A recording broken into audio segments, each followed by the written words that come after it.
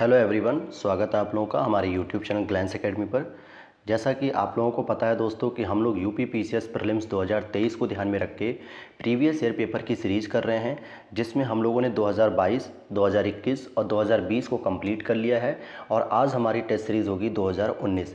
इसी तरीके से हम लोग 2012 से लेकर 2020 तक के पूरे कंप्लीट पेपर को करेंगे। तो आज 2019 का पेपर सॉल्व करेंगे, जिसको हम लोग जो है कि डेली दोपहर 12 बजे में जो है कि इस क्लास को लेके आते हैं। इससे पहले 2022, 2021 और 2019 की भी 20 की भी क्लासेस आ चुकी हैं।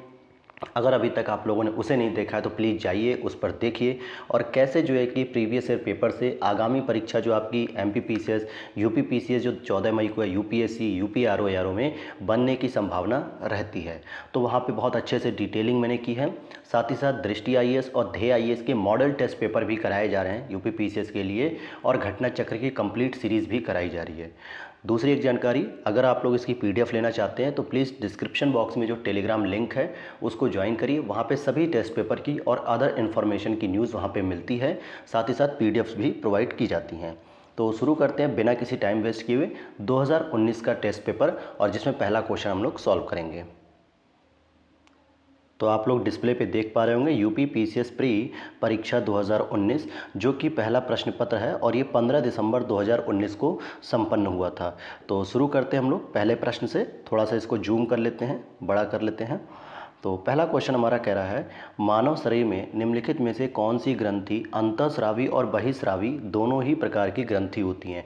तो पैंक्रियाज इसका सही जवाब हो जाएगा, अग्नाशय, क्योंकि ये अंतःस्रावी भी करती है और बहिःस्रावी भी करती है। एक तरफ तो ये इंसुलिन को मतलब कि हार्मोन्स को करती है, और दूसरी तरफ जो है कि ये किसको करती है।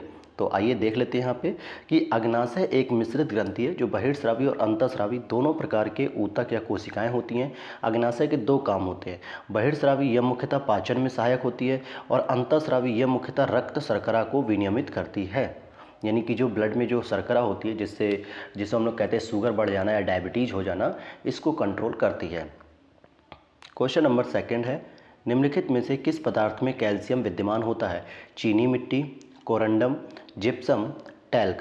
तो ध्यान दीजिएगा कि जिप्सम में कैल्शियम विद्यमान होता है, क्योंकि जब हम सीमेंट का प्रयोग करते हैं तो उसमें जिप्सम का भी प्रयोग किया जाता है। जिप्सम एक खनिज है जिसमें सूक्ष्म तत्व गंधक और कैल्शियम प्रचुर मात्रा में पाया जाता है। तो क्या पाया जाता है, गंधक और कैल्शियम। अगली बार प्रश्न में यह भी पूछा जा सकता है कि गंधक किस में विद्यमान होता है, तो यहाँ पे जिप्सम इसका सही जवाब हो जाएगा। रासायनिक संरचना की दृष्टि से यह कैल्शियम का सल्फेट होता है, जिसमें जल के भी दो अणु उपस्थित होते हैं। क्वेश्चन नंबर 3 देखते हैं, निम्नलिखित में से कौन सा सही सुमेलित नहीं है। यहाँ पे पदार्थ है और यहाँ पे उपयोग। ये प्रश्न कई बार पूछे जाते हैं, तो इसको याद कर लीजिए। अभी 2020 वाले पेपर में सिल्वर आयोडाइड था, यहाँ 2022 के पेपर में सिल्वर ब्रोमाइड था, और 2019 के पेपर में सिल्वर ब्रोमाइड और सिल्वर आयोडाइड दोनों एक साथ पूछ लिया गया है। तो ये प्रश्नों की रिपीटेशन संख्या होती है, तो आपको पता रहेगा तभी तो आप सॉल्व करोगे। तो देखिए पूछा जा रहा है कि कौन सा सही नहीं है। तो सिल्वर ब्रोमाइड कृत्रिम प्रकाश संश्लेषण, सिल्वर आयोडाइड कृत्रिम वर्षा, लिथियम बाइकार्बोनेट गठिया का उपचार, और दूधिया मैग्नीशियम प्रति अम्ल यानी कि एंटी एसिड। तो ए वाला सही नहीं है, क्योंकि सिल्वर ब्रोमाइड का जो प्रयोग होता है वो फोटोग्राफी में किया जाता है। किसमें, जो फोटोग्राफी, पहले आप लोग देखते होंगे कि जो फोटोग्राफी होती थी उसमें एक ब्लैक कलर की एक फिल्म मिलती थी पन्नी की, जिससे हम दोबारा भी फ़ोटो निकलवा लेते थे। तो उसी को कहते हैं सिल्वर ब्रोमाइड का प्रयोग फोटोग्राफी में होता है। अब जो है कि कृत्रिम प्रकाश संश्लेषण में इसका आंसर नहीं सही होगा। ठीक है, और क्वेश्चन नंबर हम 4 को देख लेते हैं। देखिए यहाँ पे लिखा भी है कि सिल्वर ब्रोमाइड फोटोग्राफी में उपयोगी तत्व है। अगला प्रश्न है, तुलसी के पौधे का औषधि महत्व निम्नांकित की उपस्थिति के कारण होता है। किसकी वजह से इसका औषधि महत्व होता है। अकार्बनिक अम्ल, कार्बनिक अम्ल, फिनॉल और फ्लेवेनाइड, या उपरोक्त में से कोई नहीं। तो सही जवाब हो जाएगा सी, क्योंकि इसमें फिनॉल और फ्लेवेनाइड जैसे औषधीय गुण मिलते हैं।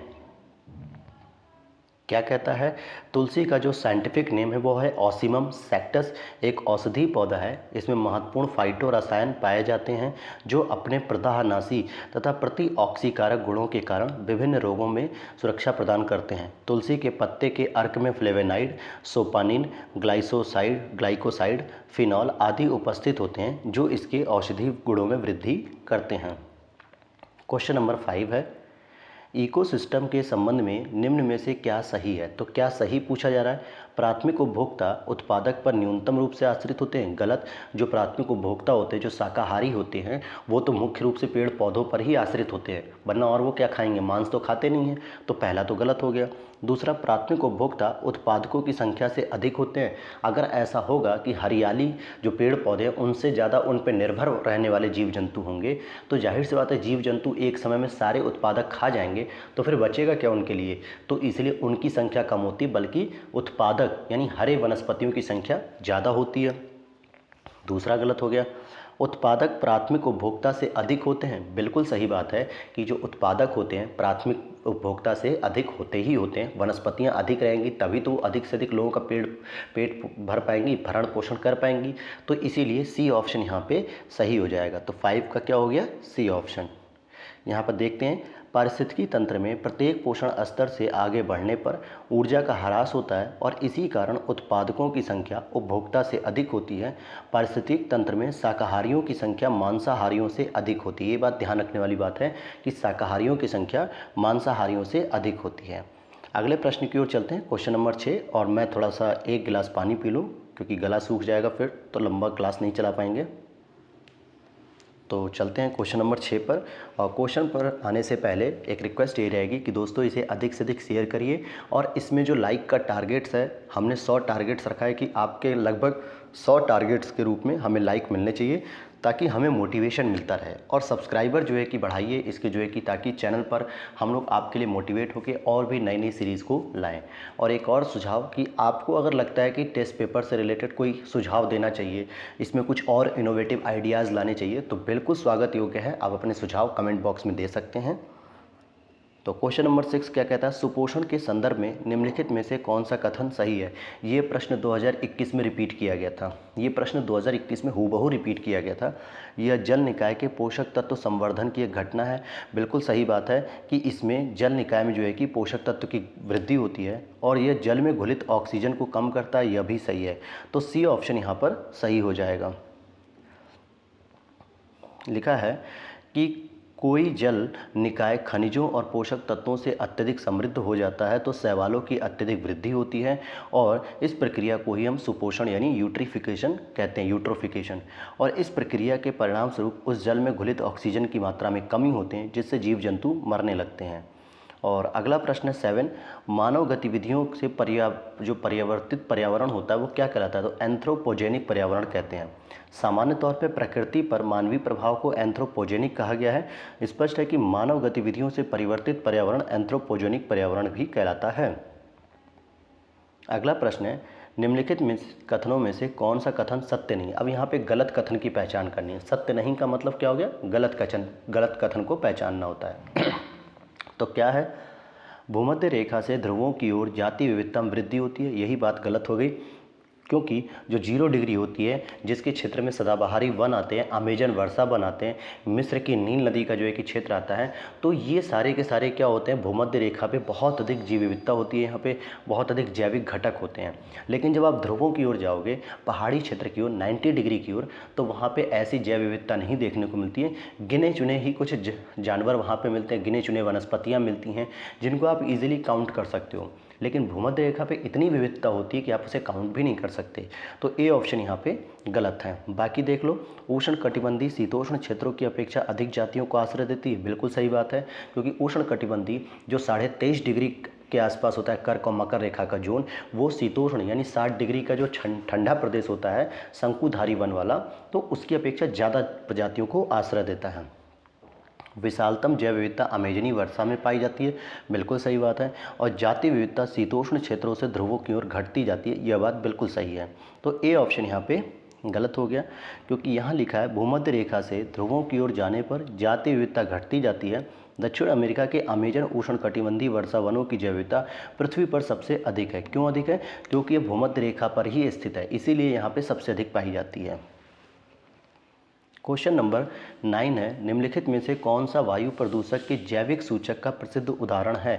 तो लाइकेंस है। अगर लाइकेंस और मॉस, जो काई होती है हल्के हल्के ब्लैक कलर की, अगर इनकी संख्या में कमी देखने को मिल रही है आपको, तो ये समझ लीजिए कि उस एरिया में जो है कि क्या है, प्रदूषण बहुत अधिक है। और यह प्रश्न भी 2020 या 21 में रिपीट किया गया है। वायु प्रदूषण का सबसे अधिक प्रभाव लाइकेन पर पड़ता है, क्योंकि ये वायु प्रदूषक के प्रति संवेदी होते हैं, और जैसे जैसे प्रदूषण बढ़ता है वैसे वैसे इनकी संख्या घटती चली जाती है। अगर आप लोग को मेरी बात पे यकीन ना हो रहा हो तो आप लोग 2020, 21 और 22 के पेपर करिए, और आप देखेंगे 2019 से कितने पेपर वहाँ पे रिपीट कर दिए गए क्वेश्चन को। निम्नलिखित में से कौन सा सुमेलित नहीं है? अलवणीकरण समुद्री जल होता है, प्रतिलोम परासरण पेयजल होता है, विकृतीकरण प्रोटीन होता है, और पाश्चुरीकरण चाय। दोस्तों, जो पाश्चुरीकरण मेथड होता है वो दूध के लिए होता है, न कि चाय के लिए। तो डी ऑप्शन हो जाएगा, क्योंकि ये एक ऐसी प्रक्रिया होती है जिससे दूध का निर्जमीकरण अर्थात रोगजनक सूक्ष्म जीवों को नष्ट कर दिया जाता है और उसकी भंडारण क्षमता में सुधार किया जाता है। जब उसको एक निश्चित तापमान पर गर्म किया जाता है तो दूध को लंबे समय तक हम लोग सुरक्षित रख पाते हैं।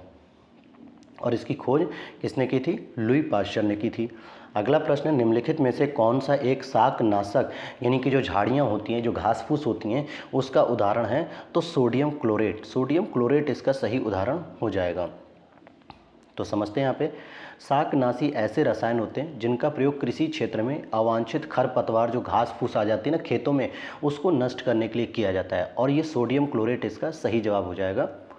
अगला प्रश्न है 12, गैस जो धान के खेत से उत्सर्जित होती है तथा भूमि के तापमान में वृद्धि करती है अर्थात ग्लोबल वार्मिंग को बढ़ाती है। तो आपको बता दें कि धान के खेत में मीथेन सबसे अधिक पाई जाती है, मीथेन। और मीथेन का जो साइंटिफिक नेम होता है, मतलब केमिकल नेम, तो ये होती है CH4। धान के खेत, कोयले की खदानें, घरेलू पशु वातावरण में मीथेन उत्सर्जन के स्रोत हैं, और मीथेन पृथ्वी के वायुमंडल के ग्रीन हाउस गैस को बढ़ाती है। आपको जानकर एक बात हैरानी होगी कि मीथेन धान के खेत में तो पैदा होती है, लेकिन जो पशु होते हैं जब वो अपने खाने को पचाने के लिए जुगाली करते हैं, जब उनके मुंह में झाग बनने लगता है, अपने खाने को पचाते हैं प्रक्रिया में, तो उस समय भी मीथेन गैस उत्सर्जित होती है। और हमारा भारत देश जो पशुपालन में सबसे 1 नंबर पे है दुनिया में, तो जाहिर सी बात है, इतने पशुओं की संख्या है तो वहाँ पे मीथेन गैस भी तो उत्सर्जित होगी। अगला प्रश्न 13, अंतर्राष्ट्रीय सौर संगठन ISA का सचिवालय वर्तमान में निम्नलिखित में से किस स्थान पर है? पेरिस, नई दिल्ली, गुरुग्राम या न्यूयॉर्क? तो हरियाणा के गुरुग्राम में जो है कि इसका मुख्यालय है, और इसको COP21 यानी कि 2015 में स्थापित किया गया था। COP21 के दौरान भारत के प्रधानमंत्री नरेंद्र मोदी जी थे, और फ्रांस के तत्कालीन प्रधानमंत्री, किस देश के? फ्रांस के तत्कालीन प्रधानमंत्री, इन दोनों लोगों ने मिलकर इस योजना को शुरू किया, इस प्लानिंग को। और इसके अंतर्गत होता क्या है? इसके अंतर्गत दोस्तों, कर्क रेखा से मकर रेखा के बीच में जितने भी देश अवस्थित हैं वो सभी इसके सदस्य देश बन जाते हैं कि जो सोलर एनर्जी है, सौर ऊर्जा, उसका प्रयोग करके इलेक्ट्रिक एनर्जी कन्वर्ट करो। अगले प्रश्न को देखते हैं। यहाँ पे देखिए क्या लिख रहा है इस प्रश्न के बारे में। कह रहा है कि अंतर्राष्ट्रीय सौर गठबंधन एक संधि आधारित अंतर्राष्ट्रीय गठबंधन है जिसका उद्देश्य सौर ऊर्जा के क्षेत्र में 2030 तक 1000 बिलियन डॉलर से अधिक की राशि का निवेश करना है, और इसका सचिवालय गुरुग्राम हरियाणा में स्थित है।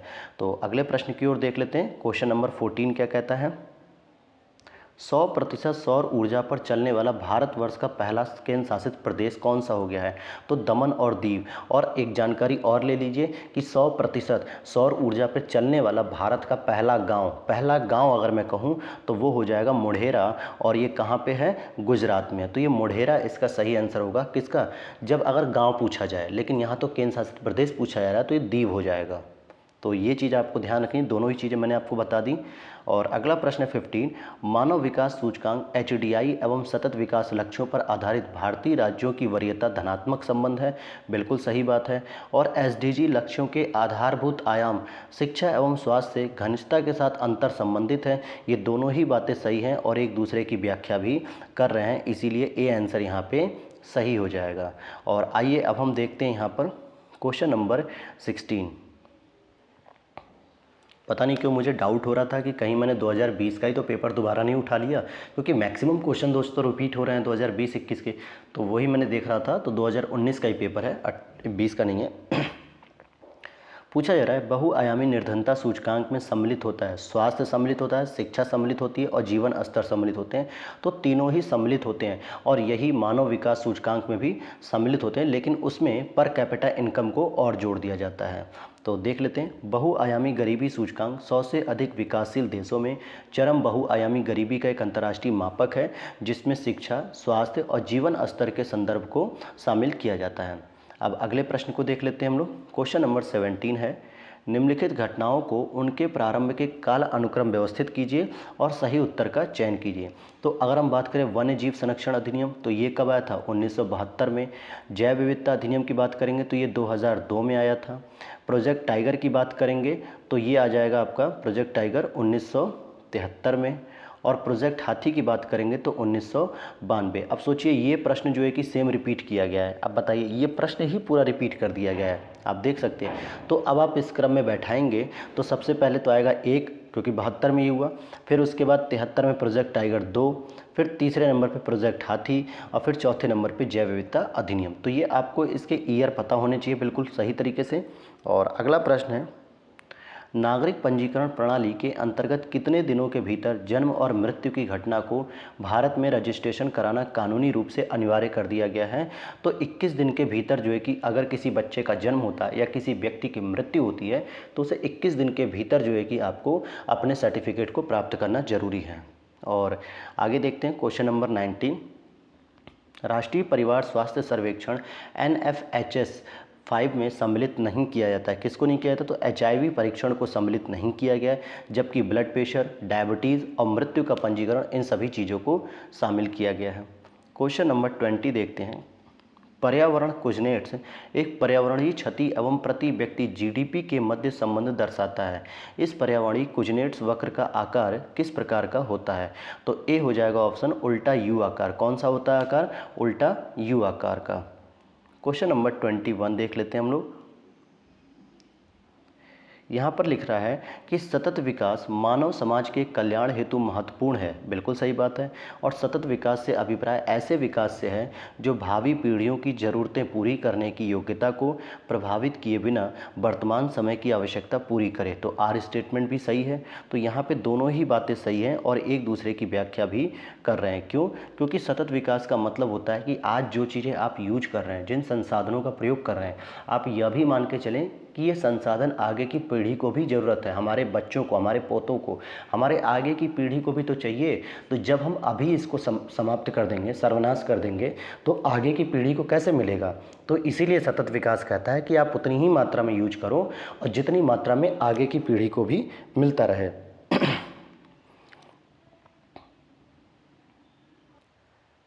अगला प्रश्न है यहाँ पे, निम्नलिखित में से किस प्रत्यक्ष लाभ योजना को Guinness book of world record द्वारा विश्व की सबसे बड़ी प्रत्यक्ष लाभ योजना माना गया?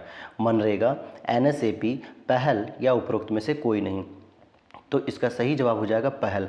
दोस्तों, पहल के अंतर्गत था जो व्यक्तियों को या जो लाभान्वित वर्ग था उसको डायरेक्ट पैसा ट्रांसफ़र किया जा रहा था उसके खाते में, जिसको हम DBT कहते हैं, डायरेक्ट बेनिफिशियरी ट्रांसफ़र।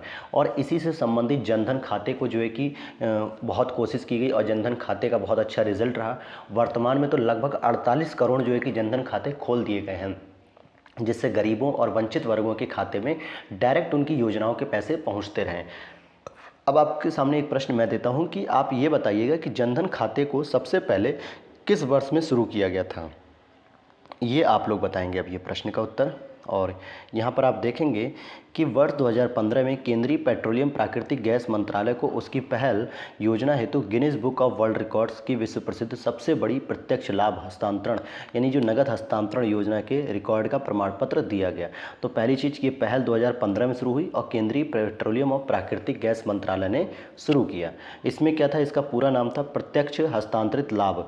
केंद्रीय पेट्रोलियम और प्राकृतिक गैस मंत्रालय द्वारा यह योजना देश के 54 जिलों में 15 नवंबर 2014 को प्रारंभ की गई थी। ध्यान दीजिएगा, 2014 में प्रारंभ की गई थी और 1 जनवरी 2015 को इसे शेष जिलों में भी लागू कर दिया गया देश में। तो इसके अंतर्गत क्या था कि LPG उपभोक्ताओं को LPG सिलेंडर बाजार मूल्य पर प्राप्त होता है तथा उस पर दी जाने वाली LPG सब्सिडी सीधे बैंक अकाउंट में उनके चली जाती है। क्वेश्चन नंबर 23 है, राष्ट्रीय खाद्य सुरक्षा अधिनियम के संदर्भ में निम्नलिखित में से कौन सा सही है? यह 75% ग्रामीण आबादी और 50% शहरी जनसंख्या को आच्छादित करेगी, बिल्कुल सही है। यह महिलाओं और बच्चों को पोषण संबंधी सहायता पर विशेष ध्यान देगी, यह भी सही है। 18 वर्ष की आयु से अधिक की सबसे बड़ी महिला परिवार की मुखिया होगी, तो यह भी स्टेटमेंट यहाँ पे सही हो जाएगा। और इसका जो सही आंसर होगा वो तीनों ही सही होंगे, क्योंकि अब जो राशन कार्ड बनते हैं वो महिलाओं के नाम पर बनते हैं और जो घर की सबसे बड़ी और बुजुर्ग महिला होगी उसी के नाम पर बनेगा राशन कार्ड।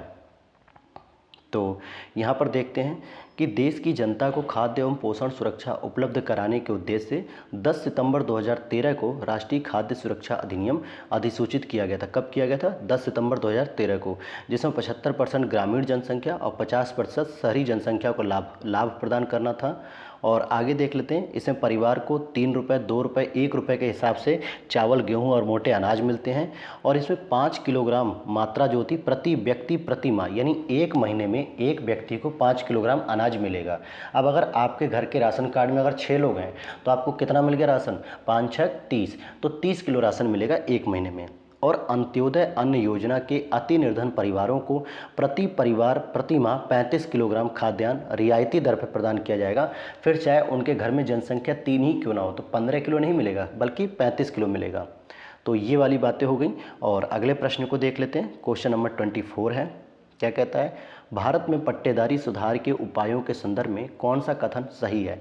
लगान का विनियमन, अवधि की सुरक्षा, पट्टेदारी पर स्वामित्व की घोषणा। तो यहाँ पे तीनों ही स्टेटमेंट यहाँ पर सही हो जाएंगे कि जब भारत में पट्टेदारी व्यवस्था को सुधारा जा रहा था तो इन सभी चीज़ों पे जो है कि सुरक्षा की बात की जा रही थी, लैंड रिफॉर्म जब हो रहे थे। क्वेश्चन नंबर 25 है, भारत में सार्वजनिक क्षेत्र के कार्यों के संदर्भ में निम्नलिखित में से कौन सा कथन सही है? तो सार्वजनिक उपयोगिता संसाधन प्रदान करना, ध्यान देना, सार्वजनिक क्षेत्र के कार्यों के संदर्भ में पूछा जा रहा है, तो सार्वजनिक उपयोगिता संसाधन प्रदान करना, सामाजिक और आर्थिक ऊपरी पूंजी का निर्माण करना, संतुलित क्षेत्रीय और क्षेत्रीय विकास सुनिश्चित करना और समतावादी लक्ष्यों को आगे बढ़ाना। तो यहाँ पर आप देखेंगे कि यहाँ पे चारों ही स्टेटमेंट यहाँ पे सही हैं कि सार्वजनिक क्षेत्र के द्वारा ये चारों ही कार्य किए जाते हैं। ओके, अब जैसे यहाँ लिखा है कि भारत में सार्वजनिक क्षेत्र के कार्यों और उद्देश्यों में सार्वजनिक उपयोगिता संसाधन प्रदान करना, सामाजिक आर्थिक पूंजी ऊपरी पूंजीकरण का निर्माण करना, संतुलित क्षेत्रीय क्षेत्र की विकास सुनिश्चित करना और आय और संपत्ति के पुनर्वितरण को बढ़ावा देना, जिसके माध्यम से समतावादी लक्ष्यों को आगे बढ़ाना शामिल हो सकता है। और अगले प्रश्न को देखते हैं। क्वेश्चन नंबर हमारा है 26। यहाँ पर पूछा जा रहा है आपसे कि स्वेज नहर क्षेत्र में उत्तर से दक्षिण दिशा की ओर पड़ने वाले झीलों का सही क्रम है। अब देखिए, स्वेज नहर किसको जोड़ती है, पहले तो आपको ये पता होना चाहिए। मान लीजिए यहाँ पे ये स्वेज नहर है, तो स्वेज नहर यहाँ पे बड़े से भूमध्य सागर और यहाँ पे छोटे से एक लाल सागर को आपस में जोड़ती है। तो ये तो क्लियर हो गया कि यूरोप और एशिया, जो कि मध्य एशिया वाला क्षेत्र है एक तरीके से, तो यूरोप और एशिया पश्चिमी एशिया को आपस में जोड़ता है, यानी कि भूमध्य सागर और लाल सागर को जोड़ती है। लेकिन अब इसी झील में, इस वाली झील में क्रम से आपसे पूछा जा रहा है कि कुछ झीलें हैं यहाँ पर, तो उसका आपको बताना है। तो जैसे अब आप देखोगे, इसका जो सही जवाब हो जाएगा, सबसे ऊपर होती लेक मंजिला, फिर लेक टिम्सा, फिर ग्रेट बिटर लेक और फिर लिटिल बिटर लेक। तो ये इसका सही जवाब हो जाएगा डी। यहाँ पर देखिए, स्वेज नहर भूमध्य सागर और लाल सागर को जोड़ती है और उत्तर से दक्षिण की दिशा में पड़ने वाली झीलें, तो उत्तर में क्या है, लेक मंजिला, फिर लेक टिम्सा, फिर ग्रेट बिटर लेक, फिर लेक लिटिल बिटर लेक। ये जो है कि सबसे नीचे जो है कि लिटिल बिटर लेक होती दक्षिण में। अगला प्रश्न है, टेलीग्राफिक पठार हिस्सा है किसका? उत्तरी अटलांटिक कटक का जो है कि टेलीग्राफिक पठार जो है कि हिस्सा है। और ये क्या होता है टेलीग्राफिक? तो देखेंगे कि टेलीग्राफिक पठार वस्तुतः एक हाइड्रोग्राफिक मिथक है। 19वीं शताब्दी के मध्य में अमेरिकी समुद्री वैज्ञानिक मैथ्यू फोटोन मैरी ने समुद्री गहराइयों का चार्ट तैयार करने के दौरान इसे नोट किया था। तो कुल मिला के उत्तरी अटलांटिक जो महासागर है उसमें जो है कि ये मिला था। यहाँ पर क्वेश्चन नंबर 28 है। यहाँ पे कुछ उष्णकटिबंधीय चक्रवात हैं और उनके देश हैं कि कौन किस जगह आता है, तो इसको हमें मिलाना है। तो जैसे अगर हम देखें तो विली विलीज कहाँ आएगा हमारा, सॉरी ये थोड़ा सा उल्टा चला गया, विली विलीज आएगा आपका ऑस्ट्रेलिया में, हरिकेन्स आपका आएगा यूएसए में, और जो बाइगू है वो आएगा आपका फिलीपींस में, और टैफू आएगा आपका जापान में। तो टैफू हो गया जापान में, जबकि टाइफून आता है चीन में, और बाइगू आता है फिलीपींस में। तो ये ध्यान देने वाली बात है यहाँ पे। तो क्वेश्चन नंबर हम नेक्स्ट देख लेते हैं। आप यहाँ पढ़ेंगे कि उत्तर पश्चिम में ऑस्ट्रेलिया में विली विली, जबकि जापान में टाइफू या टैफू, और फिलीपींस में बाइगू, यूएसए में हरिकेन, और चीन में टाइफून, और भारत में चक्रवात के नाम से इसे हम जानते हैं। क्वेश्चन नंबर 29 है, निम्नलिखित में से कौन सा एक नगर साइबेरियाई पार्क जो साइबेरिया का जो रेल मार्ग है अवस्थित नहीं है? तो इस पे कौन सा अवस्थित नहीं है? ये सोची रसिया का एक प्रमुख शहर है, लेकिन ये साइबेरिया रेल मार्ग पे नहीं बल्कि यूरोपीय एशियाई रेल मार्ग पर आधारित है, जो कि यूरोपीय रूस जो है, जो रूस का यूरोप में हिस्सा आता है, उसमें सोची जो है कि अवस्थित है। तो अगले क्वेश्चन को देखते हैं, क्वेश्चन नंबर 30। यहाँ पर पूछा जा रहा है, निम्नलिखित में से कौन सा सुमेलित नहीं है? सांता अना कैलिफोर्निया, हबूब सूडान, यामो जापान। लेकिन मिंस्ट्रल जो है ये गलत है, क्योंकि ये ऑस्ट्रेलिया में नहीं पाई जाती है, बल्कि ये तो जर्मनी के क्षेत्र जो आल्प्स पर्वत होता है वहाँ पे स्विट्जरलैंड के आसपास ये हवाएं चलती हैं। तो मिंस्ट्रल क्या है? एक ठंडी हवा है जो कि यूरोप की हवा है, न कि ऑस्ट्रेलिया की। तो यहाँ पे आप देखेंगे कि जो सेंटा अना या सांता अना दक्षिणी कैलिफोर्निया में चलने वाली गर्म और शुष्क स्थानीय हवा है, वहीं हबूब सूडान में चलने वाली धूल भरी शुष्क हवा है, और यामो जापान में चलने वाली गर्म शुष्क हवा है, जबकि मिंस्ट्रल एक ठंडी ध्रुवीय स्थानीय हवा है जो रोम सागर के उत्तर पश्चिमी भाग विशेषकर स्पेन और फ्रांस को प्रभावित करती है, और ऑस्ट्रेलिया के विक्टोरिया मरुस्थल में चलने वाली गर्म और स्थानीय हवा को क्या कहते हैं? ब्रिक फिल्डर कहते हैं। तो ऑस्ट्रेलिया में ब्रिक फिल्डर चलती है। अब अगला प्रश्न है, कोयला क्षेत्र है और यहाँ पे अवस्थिति दिखा रहा है, तो कोयला क्षेत्र को अवस्थिति से देखते हैं। तो क्वेश्चन नंबर 31 है आपका, देखिए तालीचर, ये कोयला क्षेत्र है। जो तालीचर होता है वो होता है महानदी घाटी में, यानी ओडिशा में आएगा। और कर्णपुरा की बात करेंगे तो ये दामोदर घाटी में आ जाता है, पश्चिम बंगाल में। और सिंगरौली की बात करेंगे दोस्तों, तो ये जो सिंगरौली है वो मध्य प्रदेश और उत्तर प्रदेश दोनों के संगम पे आता है, यानी थोड़ा हिस्सा मध्य प्रदेश में आता है और थोड़ा हिस्सा यहाँ पे आपके उत्तर प्रदेश में आ जाता है, जो कि सोनभद्र के क्षेत्र से संबंधित है। तो ये सोन घाटी हो जाएगी। और सिंगरैनी आपका जो है कि गोदावरी जो है कि आंध्र प्रदेश के क्षेत्र में आता है। तो सिंगरैनी और सिंगरौली दोनों में अंतर है।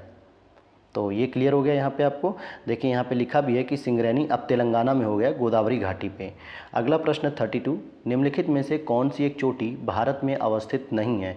तो देखिए भारत में अवस्थित नहीं है। अब यहाँ पे गुरला मानधाता तो वैसे होती है तिब्बत में, लेकिन नामचा बरवा भी जो है कि अरुणाचल प्रदेश से थोड़ा सा ऊपर है, जो तिब्बत की क्षेत्र में आ जाता है, चीन के क्षेत्र में। लेकिन कभी कभी कुछ पुस्तकों में नामचा बरवा क्या करते हैं, भारत में ही मान लेते हैं, अरुणाचल प्रदेश में। हालांकि मैंने भी उस समय नामचा बरवा ही आंसर लगाया था और ये आंसर गलत कर दिया गया, क्योंकि आयोग ने गुरला मानधाता को मान लिया था ऑप्शन में। तो यहाँ पर आगे देख लेते हैं हम लोग, क्वेश्चन नंबर 33। और भारत के उत्तर पश्चिमी मैदान में पश्चिमी विक्षोभ से जाड़े में होने वाली वर्षा की मात्रा क्रमशः कम होती जाती है। तो किधर से? पश्चिम से पूर्व की ओर। जब आप पश्चिम से यानी कि पंजाब, हरियाणा, हिमाचल प्रदेश, दिल्ली, उत्तर प्रदेश, बिहार की ओर बढ़ते हैं तो लगातार ये मात्रा कम होती चली जाती है बिहार वर्षा की। क्या लिखता है? पश्चिमी विक्षोभ भूमध्य सागरीय क्षेत्र में उत्पन्न होते हैं, जो कि भारतीय उपमहाद्वीप के उत्तर पश्चिमी हिस्सों में जाड़े की वर्षा का कारण बनते हैं। भारत के उत्तरी पश्चिमी मैदान में पश्चिमी विक्षोभ से जाड़े में होने वाली वर्षा की मात्रा क्रमशः पश्चिम से पूरब की ओर कम होती जाती है, जो कि दक्षिण पश्चिम मानसूनी वर्षा की विपरीत स्थिति होती है। क्योंकि दक्षिण पश्चिम की वर्षा जो आती है भारत में, मानसूनी वर्षा, उसमें क्या होता है कि सामान्यतः हमारा जो पूरब है, पूरब का साइड यानी कि पश्चिम बंगाल, बिहार, झारखंड, यूपी, पंजाब, हरियाणा, इधर कम होती चली जाती है, यानी कि पूरब से पश्चिम की ओर कम होती है मानसूनी वर्षा, जबकि पश्चिमी विक्षोभ क्या होती है, पश्चिम से पूरब की ओर कम होती है। तो ये वाली बातें हो गई। और क्वेश्चन नंबर 34 है, निम्नलिखित में से किस नदी के ऊपरी मार्ग में मीठा जल का परंतु निचले भाग में खारे जल का प्रवाह मिलता है? तो बी ऑप्शन हो जाएगा लूनी नदी। और ये भारत की एकमात्र ऐसी नदी है जो अपने स्थल खंड में ही जो है कि समाप्त हो जाती है, किसी समुद्र वगैरह से नहीं मिलती है। राजस्थान की लूनी नदी, बात करते हैं। राजस्थान की लूनी नदी का उद्गम अजमेर के निकट अरावली श्रृंखला में स्थित नागा पहाड़ी से होता है। प्रारंभ में इसे सागरमती के नाम से जाना जाता है।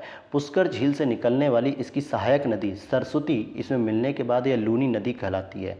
अपने प्रवाह मार्ग के ऊपरी भाग में लगभग 100 किलोमीटर तक इसमें मीठा जल पाया जाता है, परंतु बाड़मेर के बलोतरा में पहुंचकर इसका जल लवणी अर्थात कि खारा हो जाता है, यानी कि थोड़ा सा नमकीन टाइप का हो जाता है। जाता है। ओके, और दूसरी बात यहाँ पे जाननी है कि जल के खारेपन के कारण ही इसका यानी कि लूनी का राजस्थानी लूणी नाम पड़ा, और यह नाम संस्कृत शब्द लवणावती यानी कि सॉल्ट रिवर से व्युत्पन्न हुआ है, यानी कि वहाँ से निकाला गया है।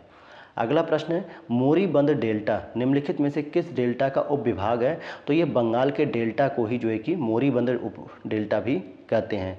जब दो हिमालयी नदियां गंगा और ब्रह्मपुत्र एक गैर हिमालयी नदी मेघना के साथ मिलकर विश्व के सर्वाधिक बृहद डेल्टा का निर्माण करते हैं, जिसे गंगा ब्रह्मपुत्र डेल्टा या गंगा डेल्टा या सुंदरबन डेल्टा या बंगाल डेल्टा के नाम से जाना जाता है। तो यह सामान्यतः दो भागों में विभक्त होता है। यह डेल्टा क्या होता है?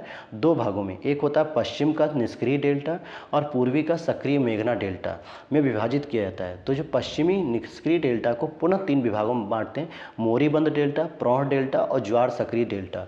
तो इसलिए मोरीबंद डेल्टा को यह नाम बागची द्वारा दिया गया था। अब आप लोगों के लिए एक प्रश्न है कि मेघना जो नदी है, जो इतनी सहायक नदी होती है, इंपॉर्टेंट ब्रह्मपुत्र की सहायक नदी होती है, तो ये जो मेघना नदी है ये किस पहाड़ी से निकलती है या किस राज्य से निकलती है, ये आप लोग कमेंट बॉक्स में बताइएगा। क्वेश्चन नंबर 36 है, उत्तर प्रदेश में गन्ना तथा चीनी का उत्पादन महाराष्ट्र से अधिक है परंतु उत्पादकता कम है, और महाराष्ट्र में अधिकांश चीनी मिलें सहकारी क्षेत्र में स्थापित है। तो यहाँ पे दोनों ही स्टेटमेंट सही हैं, लेकिन एक दूसरे की यहाँ पे व्याख्या नहीं कर रहे हैं, क्योंकि एक यूपी की विशेषता की बात हो रही है, एक महाराष्ट्र की विशेषता की बात हो रही है। तो देख लेते हैं हम लोग। क्वेश्चन नंबर 37 है, निम्नलिखित में से कौन सा सही सुमेलित नहीं है? दाम तांबे की मुद्रा थी, सही है। देसाई राजस्व अधिकारी था, यह भी सही है। दीवान प्रांतीय राजस्व का प्रमुख था, यह भी सही है। जरीब एक प्रकार का कर था, ये गलत है, क्योंकि जरीब एक प्रकार की रस्सी हुआ करती थी और ये अकबर और शेरशाह के समय सामान्यतः प्रयोग की जाती थी, जो कि भूमि माप के लिए आवश्यक थी। भूमि माप के लिए आवश्यक थी, ये एक इकाई थी। जैसे गजे सिकंदरी चलाई गई, आज हम लोग मीटर, सेंटीमीटर, बिस्वा, बीघा इन सबको मापते ना, तो ये वही चीज़ें हैं। तो देख लेते हैं। शेरशाह सूरी के द्वारा तांबे का सिक्का दाम का प्रचलन प्रारंभ किया गया था, और मुगल काल में 1 रुपया यानी कि चांदी का सिक्का 40 दाम के बराबर होता था। तो ये जो दाम का सिक्का है ये किसने शुरू किया था? शेरशाह सूरी ने शुरू किया था। और मराठा काल में देसाई या देशमुख जनपद स्तर के राजस्व संग्रह तथा सामान्य प्रशासन के प्रभारी होते हैं। वे जनपद के सभी पटेलों के प्रमुख होते हैं, देशमुख या देसाई। मुगल काल में दीवान प्रांतीय राजस्व का प्रमुख होता था, और वहीं मुगल काल में भू राजस्व व्यवस्था के संदर्भ में जरीब भूमि की माप हेतु प्रयुक्त होती थी। किसकी माप के लिए? भूमि की माप के लिए। क्वेश्चन नंबर 38 है, यहाँ पूछा जा रहा है आपसे मुल्ला दाऊद, दामोदर कवि, सोमनाथ और अमीर खुसरो, और यहाँ पे कुछ पुस्तकें लिखी हुई, चंदायन, आसिका, पद्मावती और राग विबोध। तो अब ये आपको बताना है, तो आइए देख लेते हैं हम इसकी व्याख्या पे सीधे। ये मध्यकालीन कवि हैं, जैसे मुल्ला दाऊद जी ने क्या लिखी? चंदायन लिखी है। दामोदर कवि ने लिखी है पद्मावती कथा। सोमनाथ ने लिखी है राग विबोध, और अमीर खुसरो साहब ने आसिका लिखी है। आसिका में किसकी कहानी है? एक तो अलाउद्दीन के पुत्र खिज्र खां की कहानी है, ठीक है। तो इसमें जो है कि प्रेम जो होता है उन लोगों के बीच, उसकी कहानी इसमें वर्णित की गई है। क्वेश्चन नंबर 39 है, निम्नलिखित राजाओं में किसने अकबर के पूर्व तानसेन को संरक्षण दिया था? यानी तानसेन तो अकबर के सम्राट में नौरत्नों में शामिल थे ही थे, लेकिन उससे पहले इनको किसने अपने दरबार में रखा था? तो भाटा के राजा रामचंद्र सिंह ने इनको सम्मान दिया था, अपने वहीं रखते थे। तानसेन का मूल नाम तो रामतनु पांडे था। उन्होंने संगीत की प्रारंभिक शिक्षा ग्वालियर के राजा मान सिंह के संरक्षण में स्थापित ग्वालियर विद्यापीठ से प्राप्त की। उसके बाद वे भाटा क्षेत्र के रीवा के राजा रामचंद्र सिंह के संरक्षण में उनके दरबारी कवि के रूप में रहे, और अकबर ने उनकी ख्याति के बारे में सुनकर उन्हें अपने दरबार में बुला लिया था। तो अगले प्रश्न को देखते हैं। क्वेश्चन नंबर 40 है, यहाँ पर कुछ राजवंश हैं और यहाँ पे इनकी कुछ राजधानियाँ हैं, तो ये आपको मिलानी है। जैसे कि अगर हम बात करेंगे कि यादव वंश कहाँ था? देवगिरी के थे। वारंगल कहाँ के थे? मतलब काकती वारंगल के थे। पल्लव की बात करेंगे और पांड्य की बात करेंगे तो पल्लव आपके कांची के हो जाएंगे और पांड्य आपके मदुरा के हो जाएंगे। तो आइए इसकी हम सही व्याख्या भी देख लेते हैं यहाँ पे नीचे। तो आप देखेंगे जो मैंने बताया कि पल्लव तो थे कांची के, वहीं पांड्य थे मदुरा के, और यादव थे देवगिरी के, और काकती थे वारंगल के। क्वेश्चन नंबर 41 है, निम्नलिखित को स्मारकों को काल अनुक्रम में व्यवस्थित कीजिए। जैसे राबिया दौरानी का मकबरा औरंगाबाद, शेरशाह सूरी का मकबरा सासाराम, हुमायूं का मकबरा दिल्ली और अटाला मस्जिद जौनपुर। तो अब आप यहाँ पर देखेंगे कि जो अटाला मस्जिद जौनपुर की, ये तो सरकी वंश के शासक ने स्थापित की थी, हुसैन शाह ने। वहीं हुमायूं का मकबरा हुमायूं के समय था, और हुमायूं से पहले शेरशाह सूरी का शासन चल रहा था, तो शेरशाह सूरी उससे पहले आएगा। और राबिया उद दौरानी का जो मकबरा है वो औरंगजेब ने बनवाया था, जो कि सबसे लास्ट में शासन कर रहा है। तो इस तरीके से आप देखोगे कि जो विकल्प फर्स्ट से खत्म हो रहा है उसी की हम बात करेंगे। तो जैसे डी, बी और डी फर्स्ट से ख़त्म हो रहा है, लेकिन शुरुआत किससे हो रही है? एक फोर्थ से कर रहा अटाला मस्जिद, एक कर रहा हुमायूं से, तो आपका बी सही हो जाएगा, क्योंकि अटाला मस्जिद पहले आ जाती है। तो ऐसे देखिए एलिमिनेट किया जाता है। दो ऑप्शन मैंने क्यों काट दिए? क्योंकि फर्स्ट से एंड जिसका हो रहा है बस वही आंसर होगा सही। तो फर्स्ट से यहाँ कंप्लीट हो रहा था लास्ट में। तो ये कार्यकाल आपको पता होना चाहिए, जिससे आप इजीली सॉल्व कर सकते हो इसे। जौनपुर की अटाला मस्जिद का निर्माण इब्राहिम शाह सरकी द्वारा 1408 के आसपास कराई गई थी, और शेरशाह सूरी ने अपना स्वयं का मकबरा सासाराम में बनवाया था 1540 में। वहीं दिल्ली स्थित हुमायूं के मकबरे का निर्माण कार्य अकबर की सौतेली मां हाजी बेगम की देखरेख में 1564 में पूरा हुआ, और औरंगजेब ने अपनी बेगम राबिया दौरानी की स्मृति में औरंगाबाद में 1678 में एक मकबरे का निर्माण भी कराया, जिसको बीबी का मकबरा भी कहते हैं, या ताजमहल की भद्दी नकल। यानी ताजमहल की कॉपी बनाना चाहता था औरंगजेब, लेकिन वो बन नहीं पाई, तो बीबी का मकबरा भी इसे कहते हैं और ताजमहल की भद्दी नकल भी कहते हैं। क्वेश्चन नंबर 42 है, मनसबदारी व्यवस्था के संदर्भ में कौन सा कथन सही है? तो मनसबदारी व्यवस्था राज्य के कुलीन वर्ग से संबंधित थी, जिसे अकबर ने प्रारंभ किया था। तो ये बात बिल्कुल सही है, क्योंकि सामान्यतः इसमें जो राज्य के कुलीन वर्ग थे, जो सेनापति वगैरह थे, या यूँ कहें कि जो पहले से ही मुगलों की सेना में शामिल हो चुके थे, सेनापति वगैरह बड़े पद के लोग, उनको ही यह पद दिया जाता था। और अगला मनसबदारी का पद पैतृक था, तो पैतृक नहीं था, ये वंशानुगत नहीं थी, बल्कि यह हस्तांतरण पर आधारित थी। अगर किसी व्यक्ति को आज किसी क्षेत्र का मनसब दिया गया है, तो हो सकता है उसे दूसरी जगह शिफ्ट कर दिया जाए, ताकि वो भ्रष्टाचार न बढ़ा सके। तो केवल पहला स्टेटमेंट यहाँ पे सही है, दूसरा गलत है। पढ़ते हैं।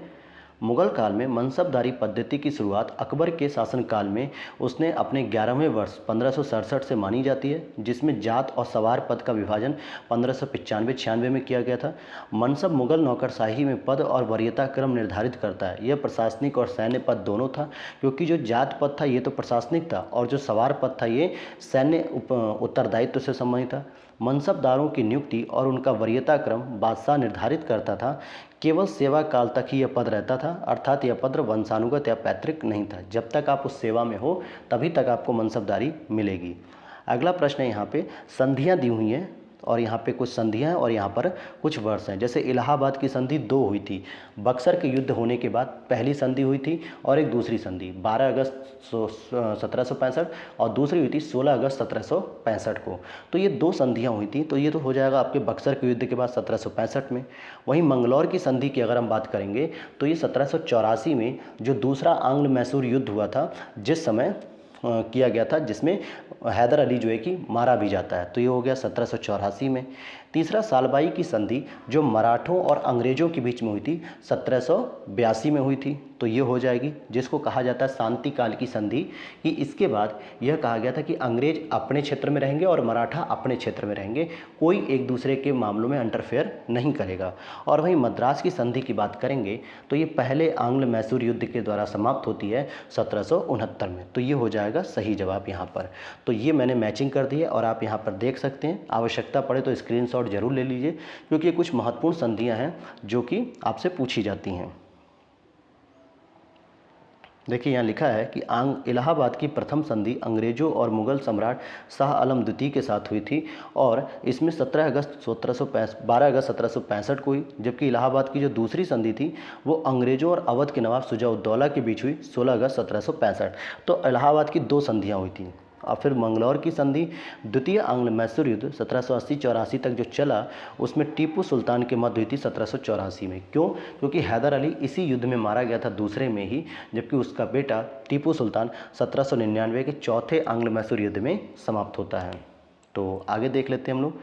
और सालबाई संधि की बात करते हैं तो सालबाई की संधि जो थी वो प्रथम आंग्ल मराठा युद्ध 1775 से 82 तक चला और महादजी सिंधिया की मध्यस्थता से अंग्रेजों और मराठों के मध्य 1782 में हुई।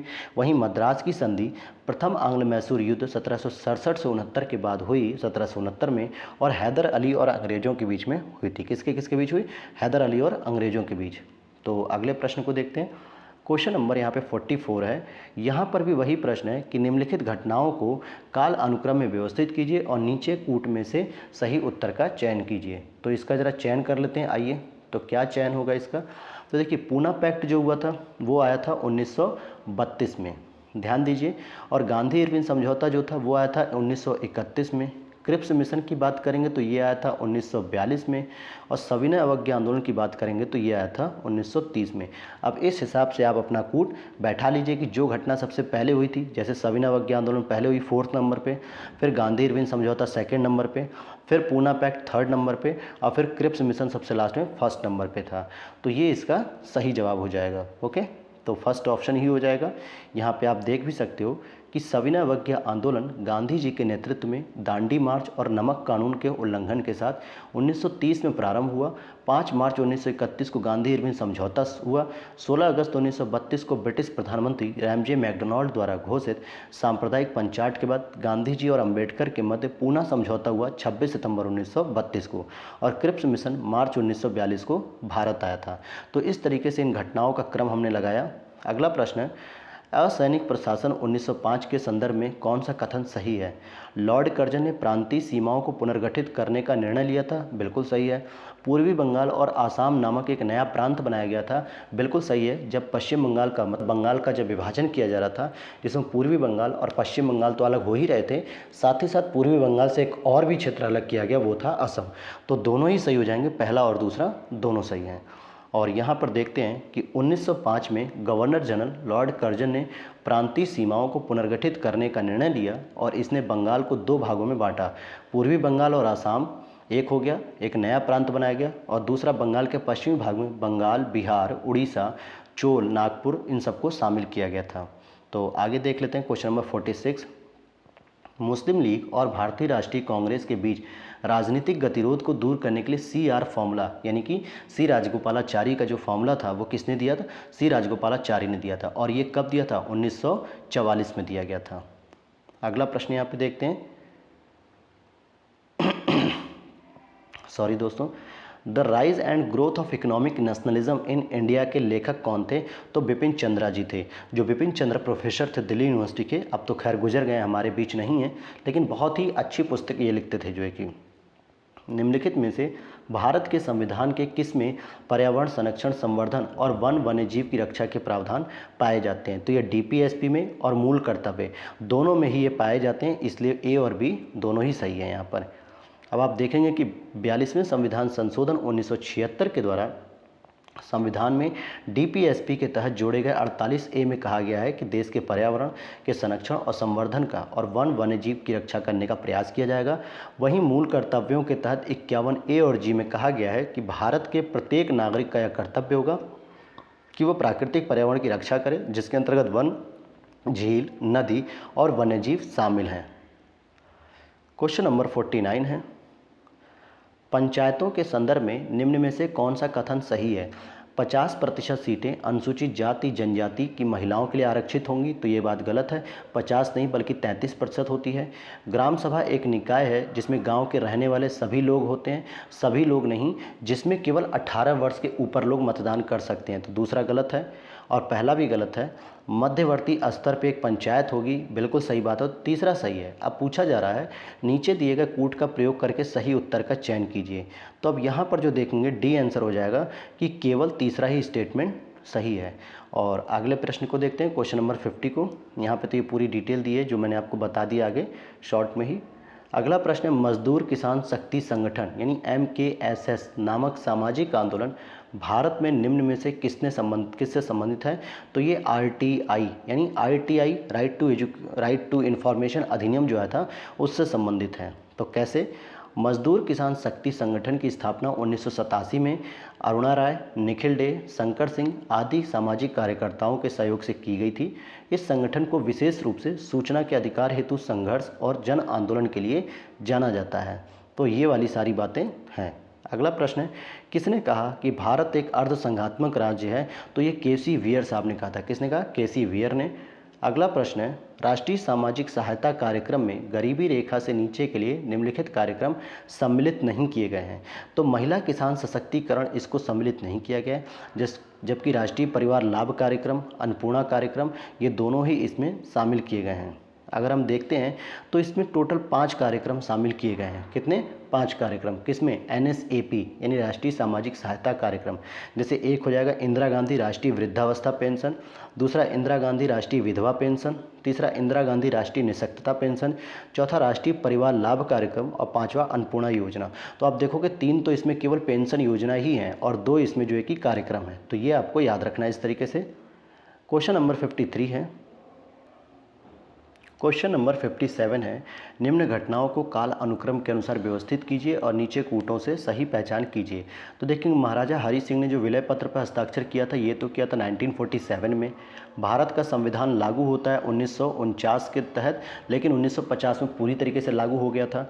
जम्मू कश्मीर की प्रभुसत्ता संविधान सभा ने भारत में विलय को अनुमोदित किया और जम्मू कश्मीर राज्य का जो नया संविधान बना था वो 1957 में बना था। तो आइए इसकी हम व्याख्या पढ़ते हैं कि जम्मू कश्मीर के महाराजा हरि सिंह ने 26 अक्टूबर 1947 को भारत के साथ विलय पत्र पर हस्ताक्षर किया। भारत का संविधान 26 नवंबर 1949 को अंगीकृत किया गया था तथा इसी दिन संविधान के नागरिकता, अंतःकालीन संसद, अस्थायी एवं संक्रमणकालीन उपबंध लागू हो गए थे, जबकि पूरा संविधान 26 जनवरी 1950 को लागू हुआ। और जम्मू कश्मीर की प्रभुता संपन्न संविधान सभा ने जम्मू कश्मीर के संविधान को 11 नवंबर 1957 को स्वीकार करने के साथ भारत में विलय को अनुमोदित किया था, जबकि जम्मू कश्मीर का जो नया संविधान बना वो 26 नवंबर 1957 को बना।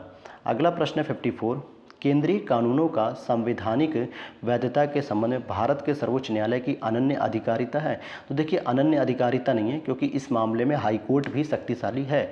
सर्वोच्च न्यायालय भारतीय संविधान का संरक्षक है। तो ये बिल्कुल सही है, आर स्टेटमेंट सही हो जाएगा, और जबकि आपका ए स्टेटमेंट गलत है। तो आप यहाँ देखोगे कि डी आंसर से होगा कि ए गलत है, क्योंकि केवल और सुप्रीम कोर्ट ही नहीं बल्कि दोस्तों ज़रूरत पड़ने पे हाई कोर्ट भी केंद्रीय नियम को क्या करती है? स्थगित कर सकती है, और आर स्टेटमेंट यहाँ पे सही है। अब यहाँ पर हम पढ़ते हैं सीधे क्वेश्चन नंबर 55, भारत में राष्ट्रीय पंचायती राज दिवस कब मनाया जाता है? तो 24 अप्रैल को जब इसे लागू किया गया 1993 में, तो 24 अप्रैल को ही जो है कि राष्ट्रीय पंचायती दिवस मनाया जाता है। जबकि 21 अप्रैल को क्या मनाया जाता है? Civil services day. Civil services day यानी कि आप बताएंगे जो है कि क्या होता है? भारतीय प्रशासनिक जो सेवा होती है उससे संबंधित है। और 2 अक्टूबर गांधी जयंती, 26 जनवरी को हमारा गणतंत्र दिवस, न कि स्वतंत्रता दिवस, गणतंत्र दिवस। अगला प्रश्न है यहाँ पे, 42वें संवैधानिक संशोधन द्वारा किस अनुच्छेद के माध्यम से श्रमिकों की प्रबंधन में भागीदारी सुनिश्चित की गई थी? तो आर्टिकल नंबर 43A कहता है कि श्रमिकों की प्रबंधन में भागीदारी सुनिश्चित करना ही क्या होता है? जरूरी होता है। यही 42वें संवैधानिक संशोधन 1976 के द्वारा जोड़ा गया था भाग 4 में DPSP के अंतर्गत 43A। इसमें कहा गया था क्या कि कर्मकार जो होते हैं यानी कि जो श्रमिक होते हैं उनकी भी भागीदारी सुनिश्चित करनी चाहिए। अगला प्रश्न है 57, संविधान की प्रस्तावना का क्या विधिक स्वरूप है? विधिक स्वरूप क्या है? तो भाई यह लागू नहीं किया जा सकता है, लेकिन संविधान की व्याख्या के लिए इसका प्रयोग किया जा सकता है। जैसे कि मामला उठा था, भारत के सर्वोच्च न्यायालय ने बेरुवाड़ी मामला जो 1960 में था, उसमें संविधान की प्रस्तावना को संविधान का अभिन्न अंग नहीं माना था। हालांकि केशवंत भारती बनाम केरल राज्य 1973 में सर्वोच्च न्यायालय ने अपने पूर्व निर्णय को पलट दिया, बेरुवाड़ी के मामले को पलट दिया और यह कहा कि प्रस्तावना को संविधान का एक अभिन्न अंग मान लिया और निर्णय दिया कि संविधान के अस्पष्ट क्षेत्र जहां पे व्याख्या क्लियर नहीं होती है वहां पे हम प्रस्तावना की सहायता ले सकते हैं। हालांकि प्रस्तावना के किसी भी भाग को विधिक रूप से न्यायालय में प्रवर्तित नहीं कराया जा सकता, लेकिन हम इसकी प्रयोग ले सकते हैं व्याख्या समझने के लिए, संविधान को समझने के लिए। क्वेश्चन नंबर 58 है, भारतीय संविधान के अनुच्छेद 162 के शीर्षक के संबंध में निम्न में से कौन सा सही है? राज्य की कार्यपालिका शक्ति, राज्यपाल के कार्यालय के लिए शर्तें, राज्यपाल की पदावधि या राज्य की कार्यपालिका शक्ति का विस्तार। तो डी आंसर हो जाएगा कि राज्य की कार्यपालिका शक्ति का विस्तार है, क्योंकि भारतीय संविधान के अनुच्छेद 162 राज्य की कार्यपालिका शक्ति के विस्तार से संबंधित उपबंध करता है। इस अनुच्छेद के अनुसार इस संविधान के उपबंधों के अधीन रहते हुए किसी राज्य की कार्यपालिका शक्ति का विस्तार उन विषयों पर होगा जिनके संबंध में उस राज्य के विधानमंडल की विधि बनाने की शक्ति होती है। क्वेश्चन नंबर 59 है, निम्नलिखित में से किस मंदिर को विदर्भ के खजुराहो के रूप में भी जाना जाता है? तो मार्कंडेश्वर जो है कि मंदिर जिसे हम कहते हैं, तो ये मंदिर को विदर्भ के खजुराहो भी जानते हैं। जैसे महाराष्ट्र के गढ़चिरौली जिले में बेनगंगा नदी के तट पर अवस्थित मार्कंडेश्वर मंदिर को विदर्भ के खजुराहो के नाम से भी जाना जाता है। असल में जो खजुराहो का मंदिर है वो तो है एमपी में, और उसे बनवाया है चंदेल शासकों ने, लेकिन उसकी तुलना भी महाराष्ट्र के मार्कंडेश्वर मंदिर से की जाती है।